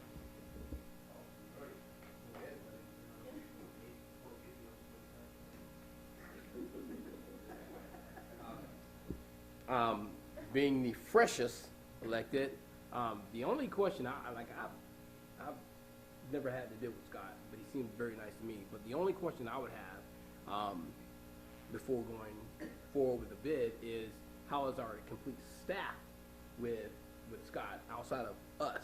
Like, if he's if our staff is satisfied with him, I don't know how, if we can, get them to see if they're satisfied with. I don't know how it works, but if they're satisfied with him, then I don't see need to change. That's a little bit of a complex. I wouldn't want to put that question because Scott works for you. Right. And I don't think it's necessarily a good idea to mix attorney and manager and clerk. So I wouldn't ask the clerk to give an evaluation of the manager. I wouldn't ask the attorney to give an evaluation of the clerk. And I certainly wouldn't want to put staff on the spot of saying, how we. So that's just, it would be more of a sensitivity, I think. I guess then I would ask either Mike New or you to see, as opposed to asking them individually, them coming to you and then you coming with a consistent. And I think, speaking for myself, I think that we get a very high level of service from Scott and Rich and the whole team. I think that Scott's knowledge of Newberry history and the fact that he's been here for a long time and he can kind of explain to us how we got from A to Z, I would find that a difficult price tag to ascertain. I think when it comes to legal, the fact that we're not embroiled in a lot of lawsuits is also a difficult thing to articulate. But when you look at some of the cities around us, they are spending a lot of money in lawsuits. So I would say that's a tribute to Folds and Walker. Is it still Folds, Walker, Maltby? Is Maltby name already It's been taken? now becoming Folds Walker. Just Folds, back to Folds Walker. Back to Folds Walker. So I think for me at this point, it's really about, we've never done this before, and that's a difficult thing to try to explain to a resident when they say, well, you've never seen what else is out there, so how do you know when you've only had the one? There's nobody on this dais. I don't think there's any staff member who's worked here when our legal firm wasn't Folds and Walker. So if someone says, well, how do you know what you're getting when you've never gone through the process? So that's, I guess, kind of the question that we're having. For me, it's not necessarily about service. I think we get a great service. But it is about whether or not we're doing our oversight responsibilities. Is that it, Commissioner Mazon? That's it. Commissioner Martin? Yeah, Mr. Mayor, we do have obviously a fiduciary to the public. It seems to me a couple weeks ago when we were talking about this directly, we only really even think tangentially even brought this up because of the season that we're in with the budget. Coming into the budget, the city's growing. At some point, do we move towards having our own dedicated staff attorney? And I don't remember if it was you or me bringing up, well, can we entertain a city attorney on staff without going through this process? Or it was something to do with that. I'm not tied one way or the other. I'm glad to hear Commissioner Clark echo a sentiment that I had, that I didn't want it to just be strictly on price. To Commissioner Mazon's point, I think you can individually ask the staff, what their experiences were, and you can kind of put that into your calculus of whether you want to do that. I'm relatively indifferent. There certainly isn't any pressure, I don't think, one way or the other. I do recognize the fact that where we want to go from a dedicated staff, but My personal belief is that we're not necessarily there yet. I think we get really kind of a stable of attorneys with Folds and Walker, whereas if we had just a single staff person or two, I think the pricing is probably going to be about the same. I think we would probably end up still deferring some on a contractual basis with Folds and Walker. So I would ask the commissioners to also put that in to their thinking right now, but that's kind of where I am right now. I'm glad Commissioner Martin reminded me of that conversation. I think that if the board decides to engage in this process, then all of these options should be on the table, and we should hear presentations and pitches for in-house, just as well as a similar arrangement what we have now with a firm. And I probably tend to agree with Commissioner Martin as well that a firm gives us a wider range, but I also think that if you're only going to have these conversations once every 60 years, that when you do have the conversation, you should throw all the options on the table so that you have a really good conversation that you can point back to. It's on the record, the public heard it, those kinds of things. Other thoughts? Commissioner Coleman, was that a reaching for the mic still? Since me and you talked, I've kind of been out of the loop. Since we talked, I thought really, really hard about this, and I think we ought to just go another 60 years with Folds and Walker. Because I can tell you right now, I can call Scott right now. Matter of fact, let's try it. But I know you can get that from everywhere, but I just don't think there's going to be. I mean, it's fine if you guys want to, throw out a bid, and I just don't think there's going to be that big of a daggone difference. I really don't. So that's where I'm at right now. Well, I think that if we want to go through the process, I think that needs a vote. If you guys are not willing to entertain, if you say we're happy where we're at, then I think we've had the conversation. I don't think we really need anything. We just don't move forward. I do think it's probably time, since we're talking about legal services, I think it's probably time for us to work on one of those negotiations. I think we were right in the middle of one when COVID hit, and we just sort of stopped. But the way we've handled that in the past is we've just I've appointed one of you, and we've gone and sat down with Scott, and we talked about the contract as it is, and we've kind of tweaked it, which is certainly another option. That if this board says, you know what, after thinking about it, let's just keep on with what we're happy with what we got. Let's keep on going.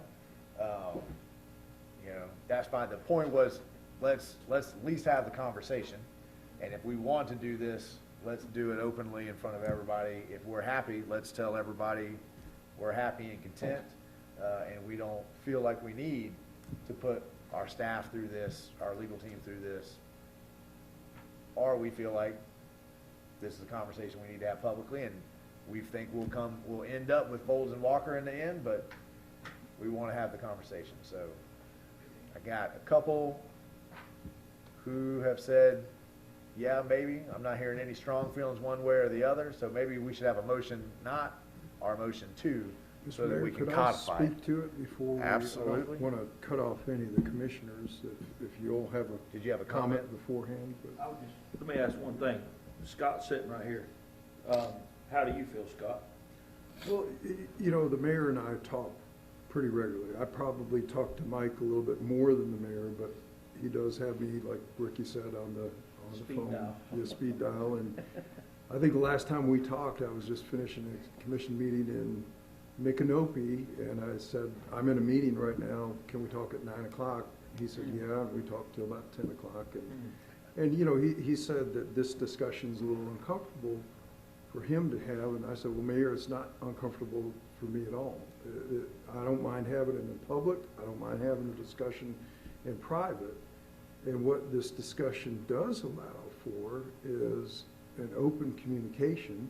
If there's anything that we're doing that we need to improve on, you know, one of the things about lawyering is that you're still in a service industry. And I had an old law professor who said, don't ever forget that. You know, you're serving your clients and your community, and you need to remember that, as you know, you might think that you got all this going on, but you're still in a service industry. So I don't mind having this conversation whatsoever. And it does also give us an opportunity to talk about, you know, my position is, he brought me in back in 1980 and brought me to a city commission meeting in Newberry.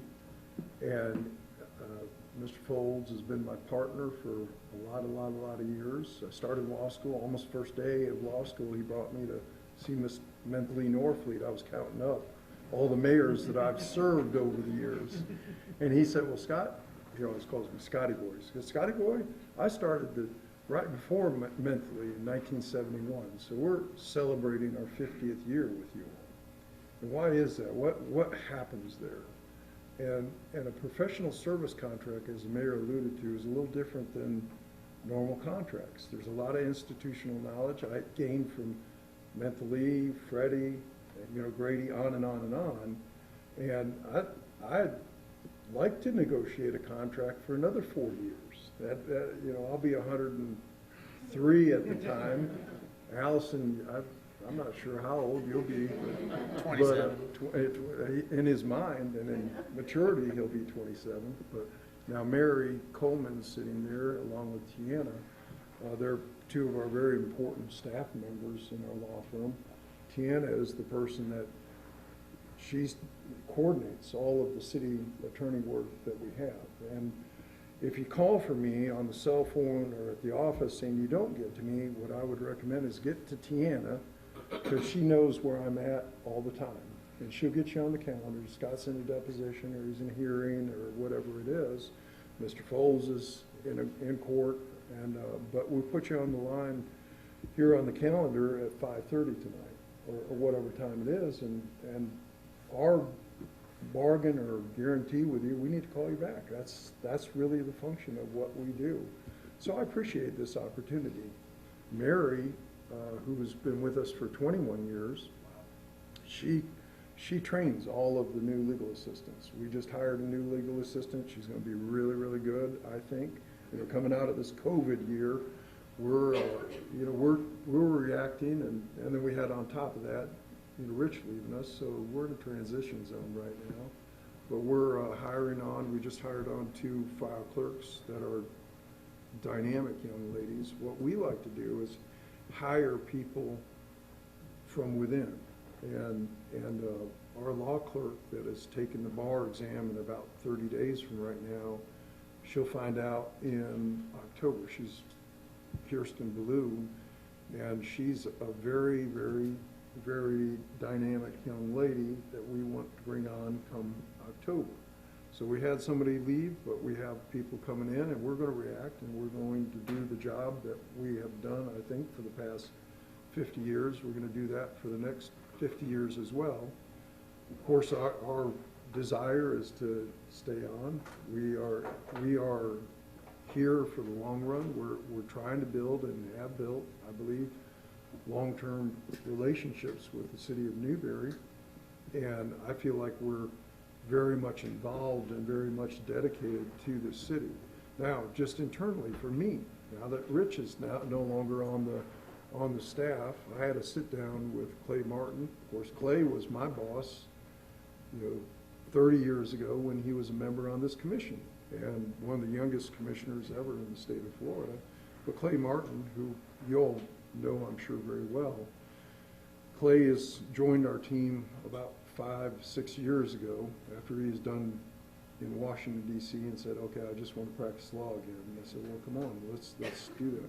So I've talked to Clay in depth, and I said, Clay, Archer is we represent the city of Archer as well, and it's a very unique community and needs it. Who's the best city that you represent? Well, that's why I'm here tonight. But Clay's going to take over primary responsibility for Archer. And he, as in his words, he says, you know, I do really well when I become embedded with my client, and I really want to take that on a primary basis. And I said, you've done a fantastic job with Stark, and I'm going to give you that opportunity to do that in Archer as well, which that frees me up a little bit to be here more often, be more dedicated, and now that we've had some transition out. And of course, Andrea's in the back, and Andrea is a very, very important component to what we do.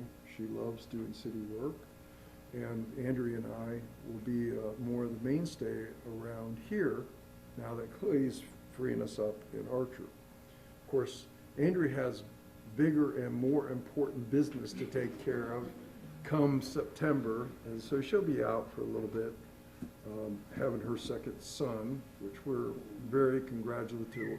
Congratulations. And but she's not gonna. She's already told me I'll be back sometime probably before the end of the year, and then you'll see her back here, and her husband will have on-duty parent time while she's at city commission meetings in city of Newberry. But you know, our preference is to do what we're doing right now, talk about our team and what we do. You know, it's a rare commodity when you have somebody that you can go to, like a Mr. Folds, who's been a litigator. He doesn't just do office work. He's known in the courthouse as one of the premier litigators in this north central Florida area. And you've been doing it, I think, 55 years. So there's a lot of knowledge. And I can walk down the hallway and say, Allison, I've never seen this one before. What's your thoughts on that? And as I think Tim was saying, you know, there's a lot of folks in our group, Clay Martin, who's an expert in real estate, and Allison Folds, who's an expert litigator. I can handle my own in the courthouse, and I've been doing it for damn near 40 years as well. So you've got not only, you know, if you go in-house, and this is an area that I know and very much understand. If you have an in-house lawyer, you might have a greenhorn that doesn't know how to litigate. The judges don't know that person. The judges know me. The judges know Andrea. The judges know Allison Folds. And they know our law firm, and we stand for ethics. We're fair. We make a good presentation. And we're very used and very comfortable to being into lawsuits. But lawsuits are not where we want to be with the city of Newberry. You brought it up. We have a base level contract. When I talked to Mike and I talked to Dallas about, okay, we want predictability with our year in, year out with what we're, the only lawsuits that you all have been involved in is lawsuits that you choose to be involved in a substantive period of time. One of the lawsuits that we were involved in with Florida Rock was Grady and John and the mayors back then said, we want to go after Florida Rock and we want to annex them to the city. And we went through about 10 years of litigation. But when you stop and think about the payback and the ad valorem taxes and the utility sales tax revenues that we receive off of that, it's multifold. It cost us some money in legal fees back then, but we won, beat the county in every one of those lawsuits, and beat the Sierra Club, beat Thousand Friends of Florida. There were several other individuals that were part of those lawsuits as well, and hands down, we won all those lawsuits. I can tell you the only lawsuit that we've ever lost on behalf of any city is the GMA. That's the only thing. It's still ongoing. And it's still ongoing. We're not out of the woods yet. And the reply brief that David Theriak, we're kind of running coattail off of David Theriak, who's attorney up in representing the city of Alachua. Very, very fine lawyer. You know, if you ask Mike, Mike's well experienced with David. I have a lot of respect for him. And we're running off a lot of his theories on it. We're trying to help. And so that's what we're doing there. And his reply brief that he just filed is a tremendous reply brief. So, as he said, the horse race isn't over quite yet. And we'll see how it shakes out. But that's a tough lawsuit to win. That's a really tough one to win. But we've got I believe, very good track record, both with litigation, with our service contract, all the things that we do. And we provide you a diversity of services, both employment package, background, as well as the day-to-day running of the city. And then we have the kind of staff that we have, which, it doesn't come by accident. We've worked very hard to have a Tiana, to have a Mary, to have an Andrea. And it all starts right there with that gentleman that's sitting there as our senior. And he's got a great tie, too. I like that tie. So our preference is to stick around another 40 years and keep doing what we've been doing. All right. Thank you, sir. Yes, sir. So, back to the board, it's really the same question. Do we want to just kind of continue on, or is now a time? Is now a time? I'll just, Mr. Mayor, I know in talking, I'm the new guy, but there ain't a lot of sentiment. It don't sound like there's a lot of positivity for it. I say at this point, we dismiss this, and if this comes up at a further review, we look at it then. And if we need to do the closed door with one or whoever you elect to sit down with for the new contract with Scott and Folds, and we'll see who. But at this point, I say dismiss it. I saw one head nodding. Any other? All right, then we're going to move along to comments. City Manager. Thank you, Mr. Mayor. I put my comments on the slide deck, so get Amy to pop it up there for me. I'd like to wish Commissioner Tim Martin a happy birthday. 24 years young. 20. And also, just if you see Jamie Jones, it's his birthday today, or I think it's today. So he's on 2 weeks vacation, so no assignments. But yeah, blow him up and tell him happy birthday. Mr. Mayor, we have a joint City of Newberry Commission, the Alachua County Board of County Commissioners meeting.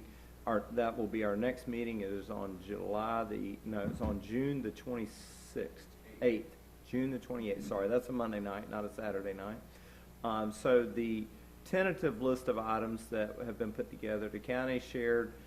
They have a strategic workshop and infrastructure surtax, which looks like the merging of a road tax and a wild spaces tax, where they give the cities, this is your cut, and you spend it on what you want as long as it fits under the umbrella of infrastructure or wild spaces. They think that might be the magic recipe to get the thing finally pushed through. They are working on a residential rental unit permit and inspection program. So it's a program that they're offering that they want to see if we'd be interested in partnering with them, just to make sure that tenants move into acceptable rental units. We want to talk about the trunking radio system, which is kind of a county-wide issue, but doesn't have tremendous impact on the city of Newberry for all of the one radios that we utilize through that county-wide program, but we certainly utilize the radio system for our emergency response and dispatch. And then an update on the Ag Center. So that's their list.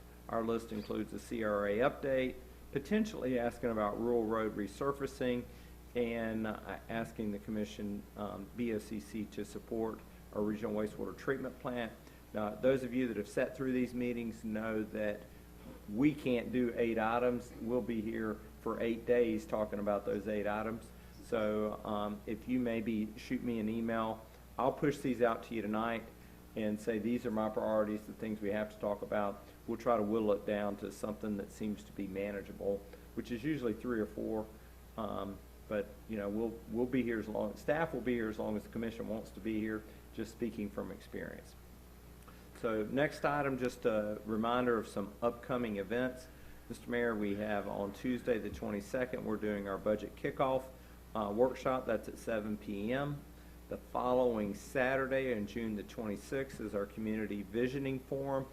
We're starting to get a lot of press out there through social media and on our website. I ask that if each commissioner would share that. I may send you a text during the day to remind you. If we can get that shared, your outreach is much greater than the city's, and we'd really like to see some good attendance. We ask that folks planning to attend RSVP. Then we have the joint meeting on Monday the 28th and the community visioning and the joint meeting are at Easton. And then, Mr. Mayor, we have a governmental fund workshop on July the 13th. And then we tentatively have a workshop on City Hall expansion. You guys have a busy schedule this summer, by the way, lots of workshops. But if we can nail down that the majority of the commission could be in attendance, we would have our second workshop to discuss City Hall expansion. The majority of that discussion will be focused on just the site issues. What does the commission want to see in the site? We had a lot of conversation about that in workshop number 1. We'll try to square away this week that we can make July the 15th work. Is there another slide, Amy? I don't remember. No, that concludes my comments, Mr. Mayor. Is this a new precedent where we have a PowerPoint for comments? Is this is just for the work? Done, Okay. one and done. Just checking. All right. Thank you, Mr. Manager. I would say we could nix the trunk thing on the, will you go back to the joint meeting, Amy?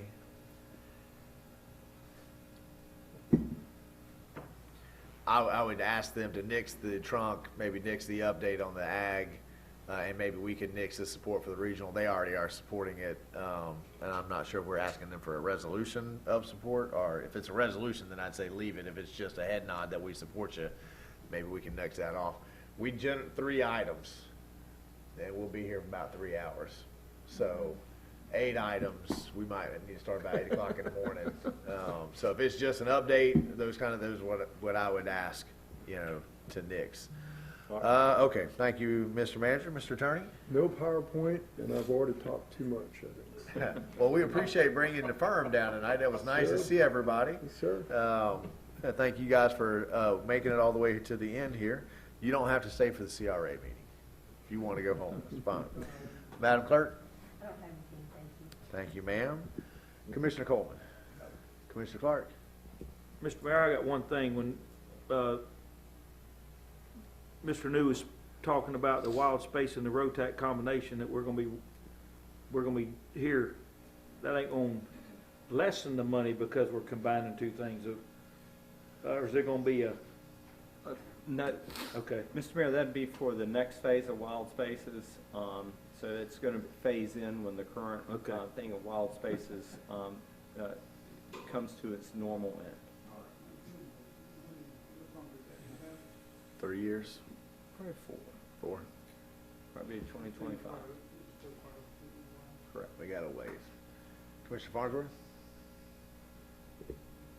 I want to wish Timmy a happy birthday. I hope you live. Boy to the end of that?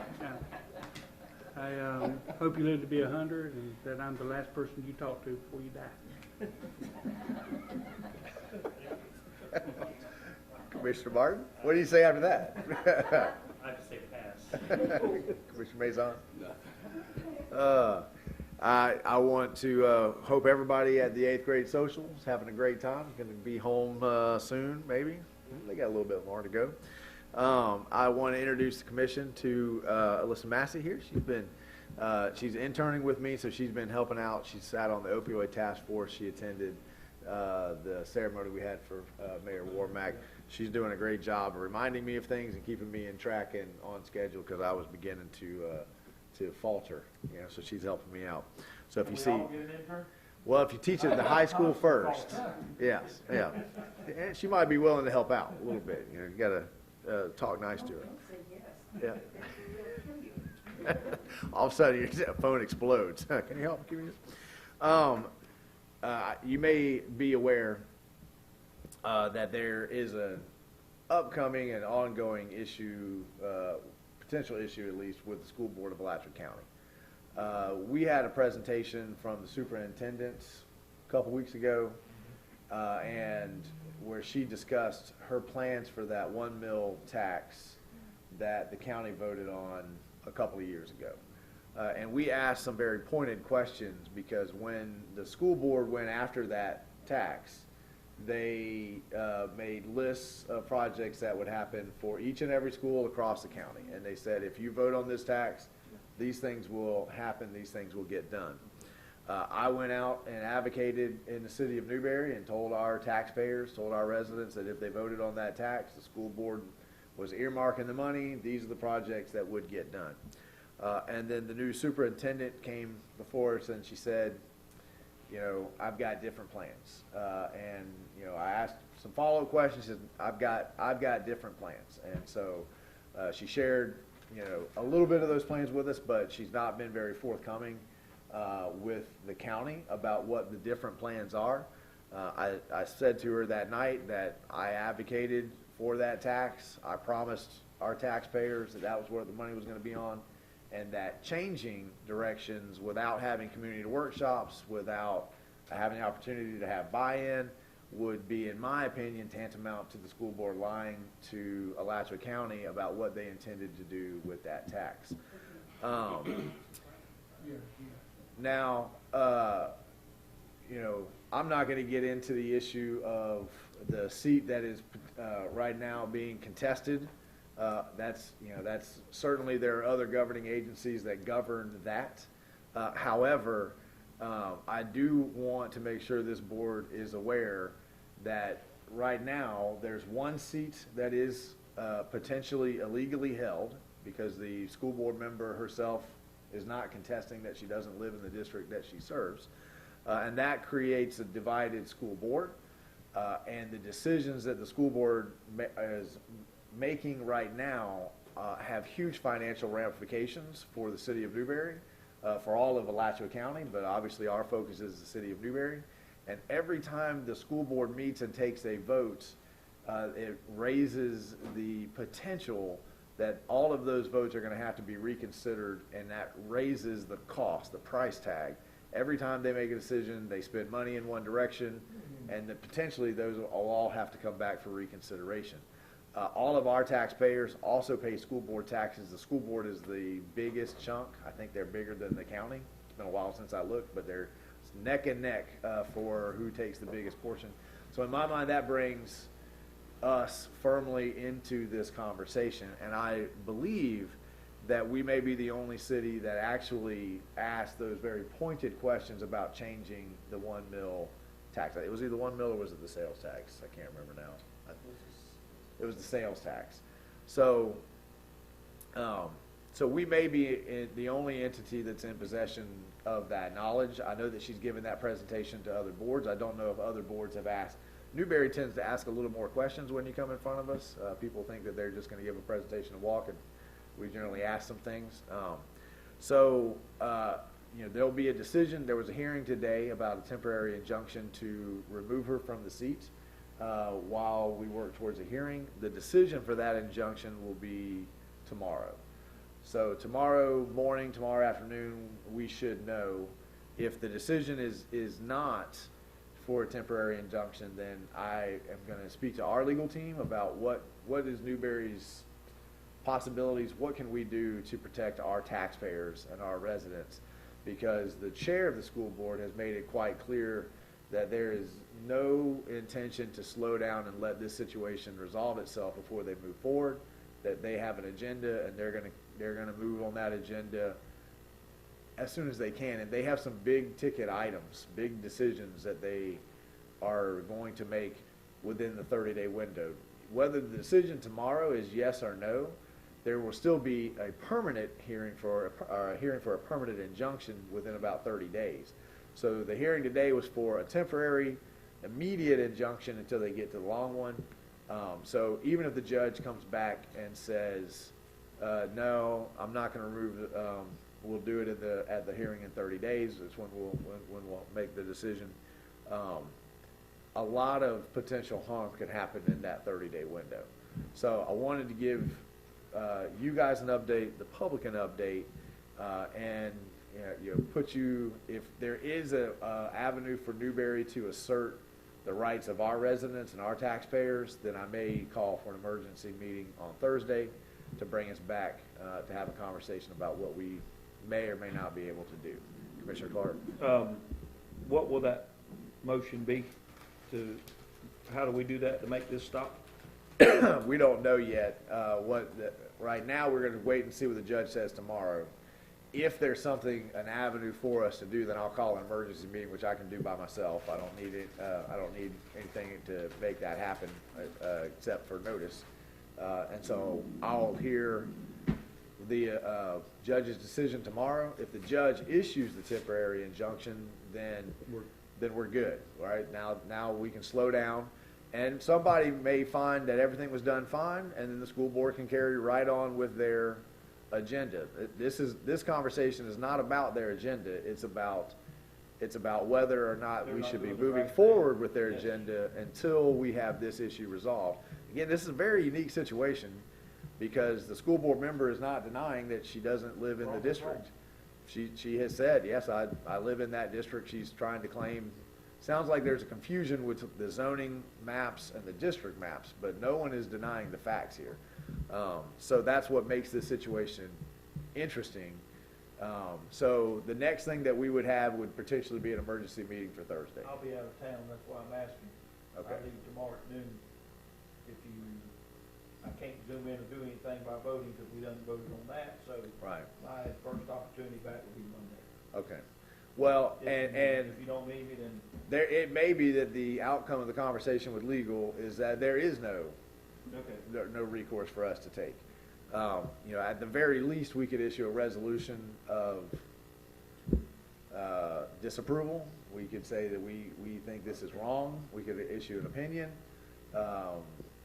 You guys could, certainly give a proclamation. All that's very weak. A resolution would be stronger.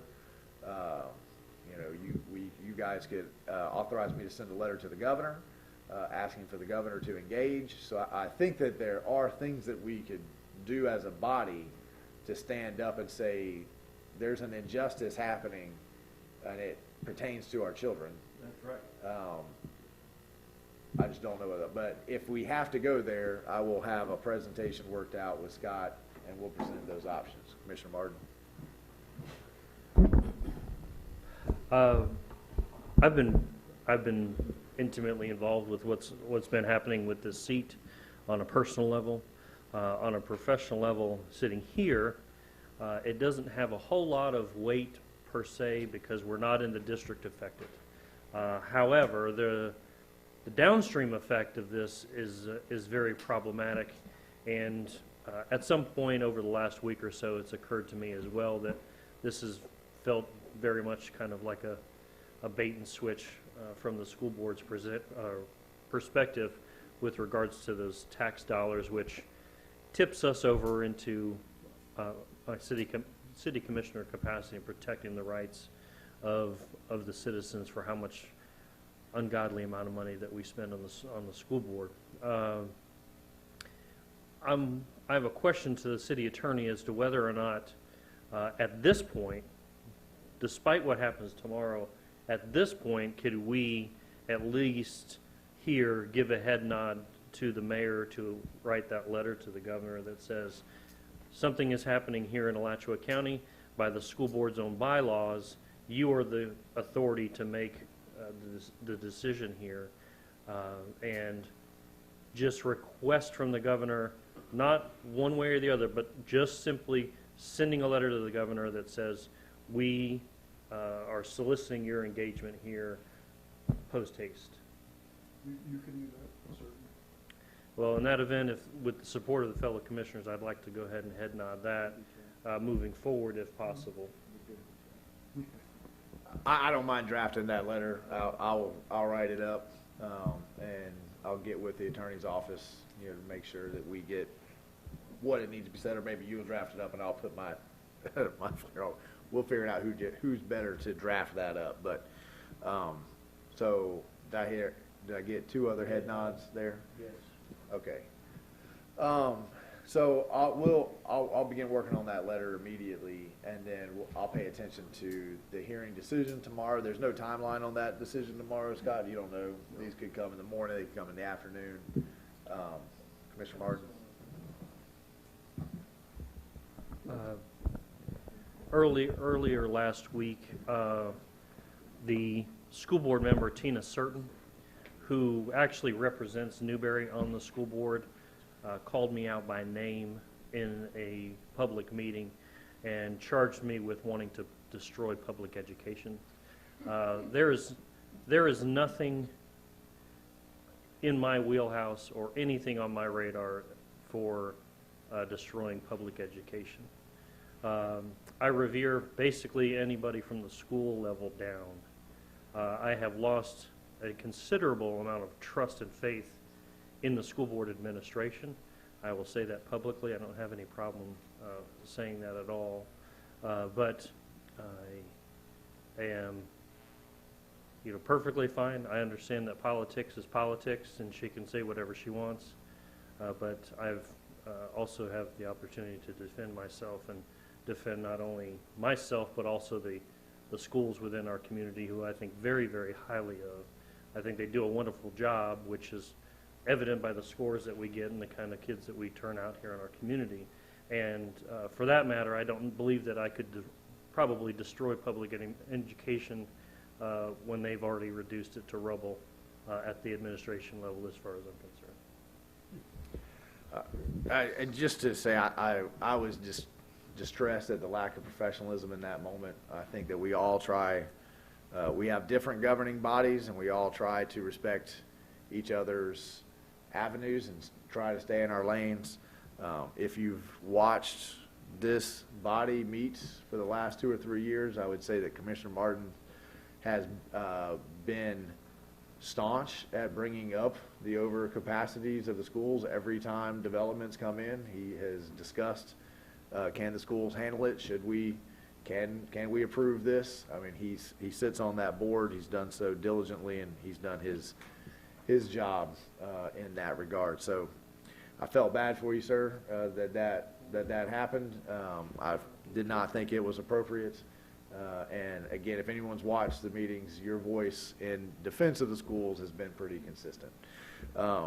So that's everything that I have to say. I'll let you guys know the outcome of the hearing, and then if we need to have an emergency meeting to decide if we need a response greater than the letter to the governor, then you'll get that notice as well.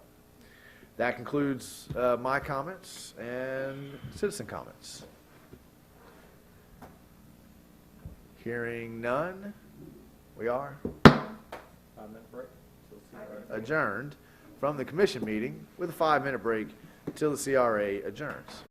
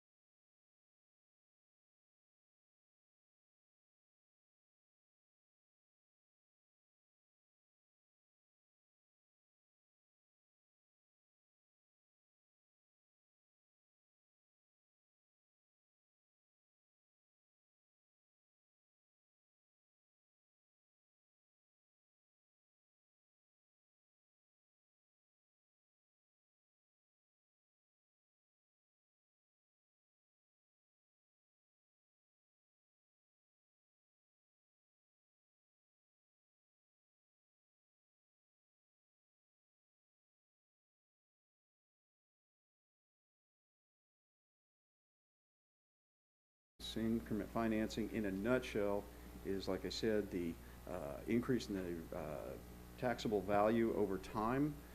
The money that that would be generated from that increase goes into the redevelopment trust fund. The base level year, which in our case will be 2020, the taxes generated from the baseline will remain the same and go into the general fund for regular general spending purposes for the city. It's only that increment over and above goes into the fund. The CRA district has the border in purple there. It's approximately 1.08 square miles. It's right at a square mile. And just as a general overview, the plan is designed to be heavily economic development oriented and also infrastructure oriented. And when we get to the further detail about where the money is anticipated to be spent, the estimated cost of the projects in the work programs, you'll see that the vast majority is dedicated towards economic development programs and infrastructure programs. So again, these are the 7 areas that the Commission had seen before and directed staff to go ahead and create goals and initiatives for. Economic development, as I said, is the largest element of the plan and includes a number of different areas of focus, followed by infrastructure, parking, primarily the downtown area. There is an element of affordable housing. State statutes require in the creation of a redevelopment area that you either have an element of affordable housing, or you explain why you did not include it, why you chose not to include it. Our plan focuses around partnering with other non-governmental organizations. The city's CRA funding could potentially be some seed money to get the other NGOs started on a program, or at least help them move it along. Streetscaping is another big one that usually pays benefits, and then some elements of historic preservation and some elements for parks and public spaces within the CRA district. Again, these program areas are in the plan so that if opportunities arise, they can be included as actual work programs and you can put funding towards them. However, because it's included in the plan does not mean you have to spend money on those. It just gives you the option to do so as the CRA board if you choose to do so. If they're not in the plan, then and you come up with something that you want to fund with the CRA tax increment revenue financing, you then have to go back. We would have to go back to the county as well to amend the plan. It would take again a vote of the joint bodies. So estimates of what it's going to cost overall for the elements of the plan. Economic development, we think somewhere between $3 to $5 million. Infrastructure, a much closer single number, thanks to our utilities director, Jamie Jones. He's laid out all the costs of the different projects that are in the plan. Comes up to about $4.6 million. Parking, anywhere from $500,000 to $1 million in potential. Affordable housing, $500,000 to $1 million. Streetscaping, $200,000 to $750,000 potential. Historic preservation, somewhere in the $150,000 to $300,000, and then parks and public spaces potential from anywhere from $750,000 to $1.5 million. So our total estimates of what it would take to fund everything, you know, in our wish list for the plan would be somewhere between about $10 to $14 million. How much are we anticipating raising in the CRA over 20 years? Not $10 to $15 million. We're really thinking at an estimated overall average of 1.5% appreciation per year over the 20-year life cycle, would be somewhere in the $1.6 million range. Now, if we have some really great years and the appreciable value continues to go up, that might be quite a bit. It could be double that. Chances are it's not going to be anywhere near the 10 to 14 million range over 20 years. And so if the plan is proving to be successful but taking longer to generate the necessary revenues to fully implement the plan, You do have the option, again, with the joint cooperation of the county to extend it for an additional 20 years, for a total lifetime of 40 years. So that, in a nutshell, is the plan. If there's any elements, the plan before you only has slight modifications from what was in the packet. There was a section that needed further work. It was background information only. It did not change any of the work elements of the plan, only just some of the background information going into it. But staff recommended actions are for the board to approve the draft plan and direct staff to forward it to the Alachua County Commission for consideration at the joint meeting on June 28th. Okay, does the board have any questions? Commissioner Martin. Brian, the 1.6 is including the county's contributions as well? It's total, not just a city? Yes, Mr. Chair. It would include both. Let me get back to that for just a second. I see. A little over 800,000 over 20 years for both. I did mention it's based on an average of 1.5%. If you look at the last 10 years, if you look at 2011 through 2020, and you average the appreciable value over those years, it's actually 1.3%. Now, several of those years actually include some of the trailing end of the Great Recession and other influences. However, we don't have a crystal ball, and so we may very well have those downturns again over the course of the next 20 years. So we felt that 1.5% was fairly conservative. It's likely, hopefully, if we're successful, it's going to be low. We just don't know. We could have another strong, huge economic downturn. If you look at those last 10 years, there's actually only 3 of the 10 years in which, if we had established the CRA Trust Fund in 2011, there's only 3 of those 10 years that we would have made positive contributions to the TIP fund. And the other 7 years would have had no contribution at all because the revenues hadn't risen back up to the level it was in 2011. So you really don't know, because we don't know what the economy is how it's going to perform. The idea, though, is through sound economic development in the district, it's going to raise the overall revenues, and then if we are conservative in our 1.5%, it turns out to be 2 or 3% even, that just goes to fund additional programs that are already in the plan that you approve. Other questions? Commissioner Farnsworth. Yeah, I've been kind of reading through this, but I don't see any reference to any kind of sports or anything of that nature.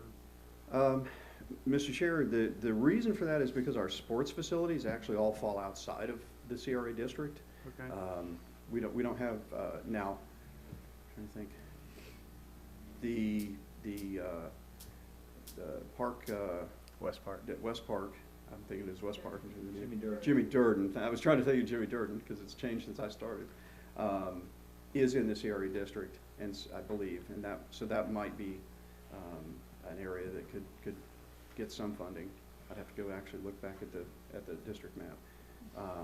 But that's the general reason, is because all our recreational facilities tend to be outside the It's district. also the park that we just put a ton of money in. Yeah, no, I was. The Lotus Sport Park's half of it. It's in, Lowe's Fort Park is Yeah. in the district, yes, sir. You been out there playing some beach volleyball? Me? Yeah. No, but I'm really good at watching. Ah. Other comments from the board? Okay, you put our recommended motion back up. Okay, if we have no other questions, do I hear a motion?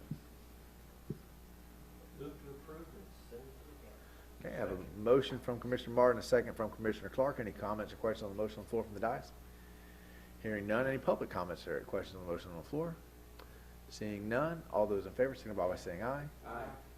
Motion passes unanimously. That brings us to comments. City Manager? None. Mr. Attorney? None. Madam Clerk? None. Commissioner Clark? None. Commissioner Farnsworth? I wish Timmy had. Commissioner Martin? He's getting all these. Commissioner Bazan? I just want to say this is one more step in a 30-year epic journey towards this CRA. So we are checking the boxes. Thank you, everybody that's worked on it. We are